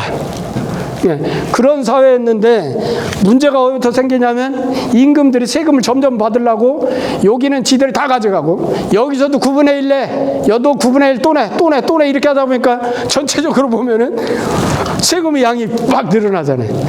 이게 그런 편법을 막 써서 그렇지 원래 정전법 자체는 굉장히 합리적으로 돼 있어요. 그래서 여기 보면 9일이라는 것은 저런 정전의 제도이다. 방 1, 2가 일정이 되니 방이라는 것은 우리가 수학에서 말하는 한 변이라고 생각하면 돼요. 요거 한 변. 요 한 변이 1, 2요. 1, 2는 오늘날의 그 심리하고 뭐 몇리 그거하고 약간 차이가 있지만 쉽게 생각하면 이렇게 하면 돼. 지금 우리가 심리끼를 4kg로 보잖아요. 4kg로 보면 10분의 1이면 얼마예요? 1, 2면은 뭐예요? 4kg를 10분의 1로 하면은 400m죠. 400m죠. 그 400m를 일정으로 하는 거예요. 400m를 일정으로 해서 그 전에 그 한 밭이 900묘라고 그래요. 그 밭 하나가 900묘니 가운데에다가 우물 정자를 그을 획자예요. 가운데 우물 정자 글자를 그을 획자 그거 가지고 경계하기를 우리가 경계계자라고 그러잖아요. 경계하기를 9등분으로 만들어. 경계를 지금 9등분으로 만들었죠. 이렇게 9개 만들어 가지고 한 구역의 가운데에는 전 100묘를 만들어. 요 하나는 전부 100묘씩이 돼요. 100묘. 그러면 이게 전체가 900묘지요. 100묘를 만들어 가지고 가운데 100묘는 공전이 돼요. 여기 공전, 공동으로 경작하는 공전이 되고 밖에 800묘, 여기 이제 밖에 있는 이렇게 800묘는 사전이 돼요. 그래서 8가정이 각각 사전 100묘를 받고 그러나 공동으로 길러, 이게 기를 양자죠. 공동으로 경작을 해요. 기른다는 건 경작한다는 게 공동으로 공전을 경작을 해가지고 하니 이것이 9등분의 그 하나를 세금한 것이다. 이게 경자를 구일하며 하는 것을 이렇게 많이 설명을 했어요. 이게 정전법이 기본이기 때문에 요 얘기를 한 거예요. 세록자는 선왕지세에 세록자는 선대왕의 세상에서 벼슬한 자손을 모두 다 그들을 가르쳐가지고 그들을 가르쳐서 제목을 이룬 즉슨 벼슬을 주고 만일 좋게 쓰잘만한 것이 못 되거든. 네 아버지가 장관이었었잖아. 너 일로 와. 그러고서는 교육을 막 시켜. 그러고서는 이제 국가에서 이제 관리를 임명해서 써먹으려고 했어. 보니까 이 자식이 이게 바보 같으네. 아무리 가르쳐도 안 돼. 그럼 넌 벼슬할 거 없어. 그럼 너는 돈만 받아. 이렇게 했다는 뜻이에요, 이게. 네. 그래서 성경이 좋게 쓰잘만한 것이 없다면 또한 그로 하여금 그 녹봉을 잃게는 아니했으니 그 아버지나 할아버지가 봤던 녹봉을 잃게는 아니했어. 그랬으니 대개 그 선세의 일찍이 백성에게 공덕이 있었기 때문이다. 할아버지나 아버지가 국가에 큰 공을 세웠기 때문이다. 그 말이야. 그러므로 그에게 갚기를 이와 같이 했으니 충의지 지극함이라. 그 집안이 충성스러운 거에 대해서 이 충자는 그거예요. 그 집안이나 그 위 선대가 충성스러운 거에 대해서 그를 후덕하게 대하는 지극합니다. 이 충자는 세록을 받는 사람의 그 집안을 말하는 거고 그 집안은 충성. 그러나서 그 임금이 후덕하게 대하는 거예요. 지극합니다. 이것은 조선주 시대도 있었죠. 조선주 시대는 뭐라고 그래요? 과거 시험을 안 보고도 벼슬하는 사람은 뭐라고 그래? 네 할아버지가 국가에 공이 많아. 네 할아버지는 영의정도 하고 판소도 하고 국가에 큰 공이 많아. 그러니까 너한테 내가 임금이 임의로 과거 시험을 보지 않고도 벼슬을 딱 줘. 그걸 뭐라고 그래? 음서제도라고 그래. 음서제도. 조선주에도 그거 있었어요. 조선주에도. 자, 그런데 서양은 우리 과거 제도와 같은 공채 제도가 언제 정착이 된 것 같아요? 서양의 공채 제도는 얼마 안 됐어요. 서양은 옛날 귀족 중심에 임금이 그냥 너 이거 벼슬해 이렇게 그냥 주면 돼. 근데 우리 동양은 이미 저 옛날부터, 우리나라는 고려 시대부터, 중국은 훨씬 더 당나라 시대부터, 그때부터 뭐가 있었어요? 과거 제도라는 공채 제도가 있는 거예요. 얼마나 선진적인 제도냐고. 그러니까 지금 우리는 지금 사고가 전부 젖어 있는 게 뭐냐? 유럽 사회, 서양 사회는 굉장히 우리보다 앞선 문명 사회도 생각하는데 산업혁명 이후에 문명사회가 된 거지. 산업혁명 이전에는 동양보다 훨씬 뒤떨어졌어요. 모든 문명이. 그럴 정도로 우리는 우리 스스로를 많이 비하하고 있어, 지금 비하를. 근데 그럴 필요 없어요. 우리 위대한 민족입니다. 위대한 나라예요. 그럴 정도로 여기는 지금 그렇게 했다 그 말이에요. 관은 도로지 관이라. 도로에 관문을 만들었어요. 중국 여행 가보면 중국에 옛날 그 관문 있는 거 보셨어요? 마을로 들어갈 때 큰 문 하나씩 있잖아요. 그런 관문이에요. 그리고 시는 도부의 시장이다. 도부의 시장을 말한다. 기는 살핀다는 뜻이고 정은 세금을 걷는다는 뜻이다. 그래서 관시의 관리가 관문을 지키고 그 다음에 시장을 관리하는 관리가 이복이연의 사람을 살펴서 복장이 다르고 말씨가 다른 사람을 살펴가지고 상고의 세금 걷지 아니하는 것이다. 정은 세금 걷는 것이고 여기는 세금이라는 뜻이에요. 그러면 상과 고는 어떤 차이가 있어요? 장사상, 장사고. 그런데 펴놓고 한다는 사람하고 상자는 행상, 지고 다니는 돌아다니면서 이구 지고 다니면서 물건 파는 사람, 그게 상이야. 고는 먹었어요. 가게 좌판 벌려놓고 하는 사람. 거기에 자기 가게가 있거나 움직이지 않고 항상 일정한 장소에서만 장사하면 고라고 그러고, 장사고, 장사상자는 행상, 이고 지고 다니면서 시장 따라다니면서 장사하는 사람. 그런 차이가 있어요. 그런 사람들한테 세금을 부과하지 않았다 그 말이에요. 택은 저수요. 이게 웅덩이 저자죠. 웅덩이죠. 웅덩이 물을 말한다. 양은 어량이다. 아까 제가 어량 설명했죠. 어량이니 백성과 더불어서 이익을 함께 해서, 그래서 그 많은 것을 베풀지 아니한 것이다. 그 말은 무슨 말이에요?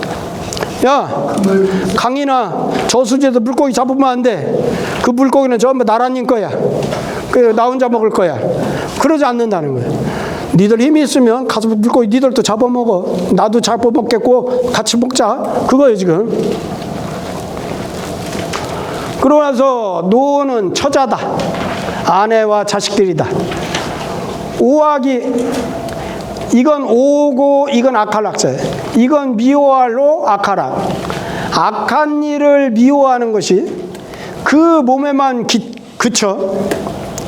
악행을 저지른 사람한테만 그치고 처자에게까지 미치지 아니한 것이다. 그건 연좌제를 쓰지 않았다는 거예요. 선왕이 백성을 기르는 정사가, 요게 굉장히 중요합니다. 선왕이 백성을 기르는 정사가 그 처자를 인도해서 그들로 하여금 그 노인을 기르게 해요. 그렇게 해가지고 그 어린이를 구휼하게 하나니, 지금 우리나라는 어떻게 하고 있어요? 옛날 우리나라에서 내가 효경을 가르칠 때 서양의 유명한 학자 중에, 그 영국의 학자 중에 유명한 사람이 있는데 그 사람이 뭐라 그러냐면, 대한민국의 효도는 지구가 멸망할 때 가져가야 될 제일 중요한 문화 중에 하나다. 그럴 정도예요. 그 왜 그러냐? 서양은 지금 양로원 세우고 그래서 국가에서 엄청난 돈을 쓰고 있다는 거예요.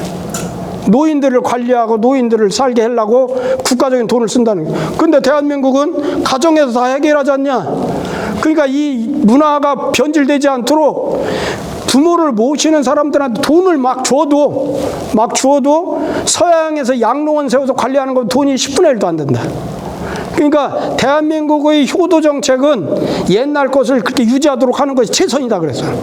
근데 우리나라도 지금 어떻게 가고 있어요? 양로원 짓고. 다 우리도 양로원 짓고 서양 따라가고 있어요.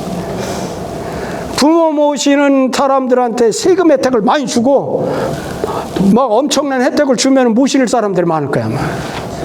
예, 그 서양 학자가 그렇게 말한 것이 했는데 그러지 못하고 있어요. 그러니까 이게 뭐냐면 이게 그 말이에요. 이게 그들로 하여금 자기 집의 노인을 봉양하고 그 자기 집에 있는 어린 자식들을 구휼하게 해야 선왕이 백성을 기르는 정책은 그것은 그 처자들을 인도해가지고 이렇게 해야게 한단 말이에요. 그런데 그렇게 하는 것인데 불행하게도 호라비, 과부, 그 다음에 고아, 그 다음에 무위탁자 이런 사람이 있어가지고 부모 처자의 봉양이 없다면 마땅히 불쌍하게 여기고 구휼하는 것이다. 그러므로 반드시 그것으로서 우선을 삼는 것이다. 여기 있는 환과 고독, 니익, 불유의 사람들을 잘 보살펴주는 것을 국가정책의 최우선으로 삼는 것이다. 시는 소와 정어의 편이다. 가는 가을 가자와 같은 뜻이다. 외로울 경자는 곤최무다. 아주 곤고하면서도 어려우면서도 팔이야. 얼굴이 그냥 헬스 간 것. 그런 모양이다. 그거예요.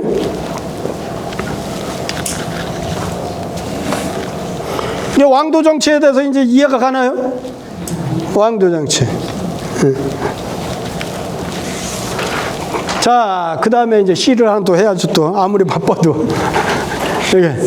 요거 이제 송구봉 선생. 송구봉이 어떤 분을? 송구봉이 송구봉이 여기 지금 저 도남서원 누구 배양하고 있죠? 도남서원에? 사계 김장성 선생. 김장성 선생의 스승이 누구예요? 율곡으로 알고 있잖아요. 율곡은 그 뒤에 스승으로 삼았고 율곡 전에 선생님은 송구봉 선생님. 그러니까 사계 선생님이 저기 가면 저 강경에 가면은 임리정이라고 있죠. 임리정 안에 들어가면은 송구봉 선생의 시판이 있어요. 임리정은 사계 선생이 세웠잖아요. 사계 선생 그 안에 여기 송구봉 선생의 시판이 있어. 시가 덜려 있어. 그건 왜 그러냐면 사계 선생님 두 분을 선생님으로 모신 거예요. 송구봉 선생하고 그 다음에 율곡 선생을. 그래서 그 분인데 송구봉 선생은 어떤 분이에요? 벼슬을 제대로 했어요? 벼슬을 못하고 평생 도망 다니다 돌아가셨어요. 왜 그러냐면 자기 할머니가 천민 출신이에요. 천민 할머니가. 그런데 아버지가 뭔 역적질, 다른 사람들이 역적질한다 고변해가지고 국가로부터 공훈을 받아가지고 아버지가 벼슬하면서 잘 먹고 잘 살다가 나중에 그게 발각이 나가지고 고변이 잘못됐다고 발각이 나가지고 그래서 다시 환천이 됐어. 다시 그러니까 송구봉 선생 그 집안 식구 모두가 다 천민으로 이렇게 떨어져 가지고서나 다른 집에 이제 노비가 될 판이야. 그러니까 그걸 안 하려고 도망 다니다 평생 도망 다니다 돌아가신 양반. 근데 송구봉 선생이 아주 유명한 분인데 그분이 지은 시 중에 이거죠. 구산도중. 산 이름이 구산이라는, 구산으로 가는 길 가운데에서 그 말이죠. 구산의 길 가운데서 무심진취 좌망행이요. 무심은 마음 없이 무심하게 진취해서, 진취는 뭐냐면 벼슬에 나가는 걸 진취라고 그래. 벼슬에 나가는 거. 벼슬에 나가는 것은 마음이 없어. 벼슬에 나갈 마음이 없어. 내가 다른 사람들은 막 과거 공부하고 출세하려고 무척 노력을 하는데 나는 벼슬에 생각이 없다.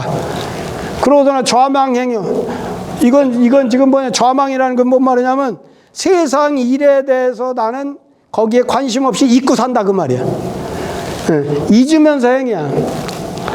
벼슬에 대해서는 마음이 없고 그러잖아. 잊고서나 그렇게 행해. 그런데 이게 말자지요. 꿀말자, 말먹이 말자지요. 말을 소나무 그늘 안에서 말먹이를 먹여. 그러니까 어디를 지금 말 타고 가다가 소나무 지금 숲이 있는 곳에서 말을 내려가지고 말도 말먹이를 먹이고 그러나 청수성여 물소리를 듣노라. 소나무 그늘에서 말을 멀매기를 먹이면서 물소리를 듣네. 그러잖아. 이제 후와 긴 선차로요. 내 뒤 따라오는 사람이 몇 사람이 이 길을 앞서거든. 내가 지금 길을 가다가 소나무 숲에서 말먹이를 먹이면서 물소리를 가만히 듣는데 내 뒤 따라오던 사람이 나를 앞서거나 말거나 나보다 앞서가. 그럼 사람들은 대체적으로 왜 경쟁심 있어서 안 뒤지려고 그러잖아요. 등산하다가 내가 걸음을 빨리 해서 앞 사람을 따라잡으려면 앞 사람도 갑자기 걸음이 빨라지잖아요. 그 인지상정이잖아요, 이게. 근데 자기는 지금 그렇지 않는다는 거예요. 그러니 각객이지요. 각각은 그칠 곳으로 돌아가. 각각은 자기가 살 곳이 각각 있어. 사는 방식이 가치관이 다 달라. 각각 그칠 곳으로 돌아가. 그러니 우화쟁 또 무슨 다툼이 있겠는가? 무슨 경쟁심이 있겠는가? 나는 지금 세상 사람들은 다 벼슬하면서 출세하고 잘 먹고 잘 살려고 노력을 하는데 나는 지금 이 자연 속에서 유유자적간 이렇게 살 뿐이지 니들같이 그렇게 경쟁하면서 나 이렇게 살지 않을란다 그거잖아 지금. 네. 그래서 여기 지금 행할행자, 소리성자, 다툴쟁자가 이게 운자로 되어 있는 7원 절구시입니다. 7원 절구시. 그래서 이게 지금 우리가 지금 살면서 우리는 다 그렇게 살았잖아요. 나도 이제 20대에 이제 교직에 들어서서 그래서 이제 한 30대 후반 정도까지는 나도 승진해 보려고 연구도 많이 해서 막 그 연구 점수 땄고 그 다음에 뭐 우리 저 교사가 승진하기 위해서는 뭐 해야 될 일이 많아요. 그걸 하다가 40 들어서면서부터 이제 딱 생각을 한 거예요. 내가 그렇게 살 필요가 있나? 나는 남들이 안 갖고 있는 많은 것을 갖고 있잖아. 남들이 하는 음악을 하지. 남들이 안 하는 이 한학을 하지. 거기다 시를 짓지. 나는 많은 것을 갖고 있는데 이렇게 막 아등바등 많은 그렇게 할 필요가 있나? 40 되는 순간 딱 놔버렸어요. 딱 놓고 나니까 뭐가 있느냐? 여유가 있어져. 매사가 여유가 있고 그러다 내가 보고 싶은 책 마음대로 보고 내가 즐기고 싶은 음악을 하고 내가 짓고 싶은 시를 짓고 내가 가고 싶은 여행을 가서 그 아름다운 경치를 보면서 그러면서 그 시를 짓고 이게 우리가 아름다운 것을 보고 아름답게 느끼는 거 누구나 다 할 것 같지만 아닙니다. 우리가 꼬마들 불러다 놓고서는 이쁜 꽃을 보면서 야 꽃이 참 이쁘지. 그럼 에이 뭐 할머니 뭐 그게 꽃이 이뻐 그러잖아. 애들은 몰라. 우리가 살면서 내가 마음을 열어야 그 꽃이 들어와서 아름답게 보이는 거예요. 애들은 그게 안 들어와. 아름다운 걸 보고도 아름다운 걸 몰라. 그러죠? 그런데 적어도 이런 정도로까지 마음이 이렇게 된다고 하는 것은 한 경지에 올라선 거예요. 한 경지에 올라섰어요. 이 시 한 구절 보면 이분이 지금 한 경지에 올라서 있다. 그걸 알 수가 있어요. 언뜻 보면은 뭐 저 정도 시는 누구도 질 수 있지 뭐. 이런 마음을 갖추기까지가 쉽지가 않다는 거예요. 자, 오늘 또 그 음악 얘기하면서 막 좀 서둘러 가지고 미안합니다. 많이 우리 선생님들한테 많이 드리려고 그래서 막 하다 보니까 많이 좀 서두른 감이 있지만 다음부터는 이제 또 차분하게 또 수업을 진행하죠. 오늘 수고 많았습니다. 질문 있으면 질문하세요. 네, 수고하셨습니다. 네.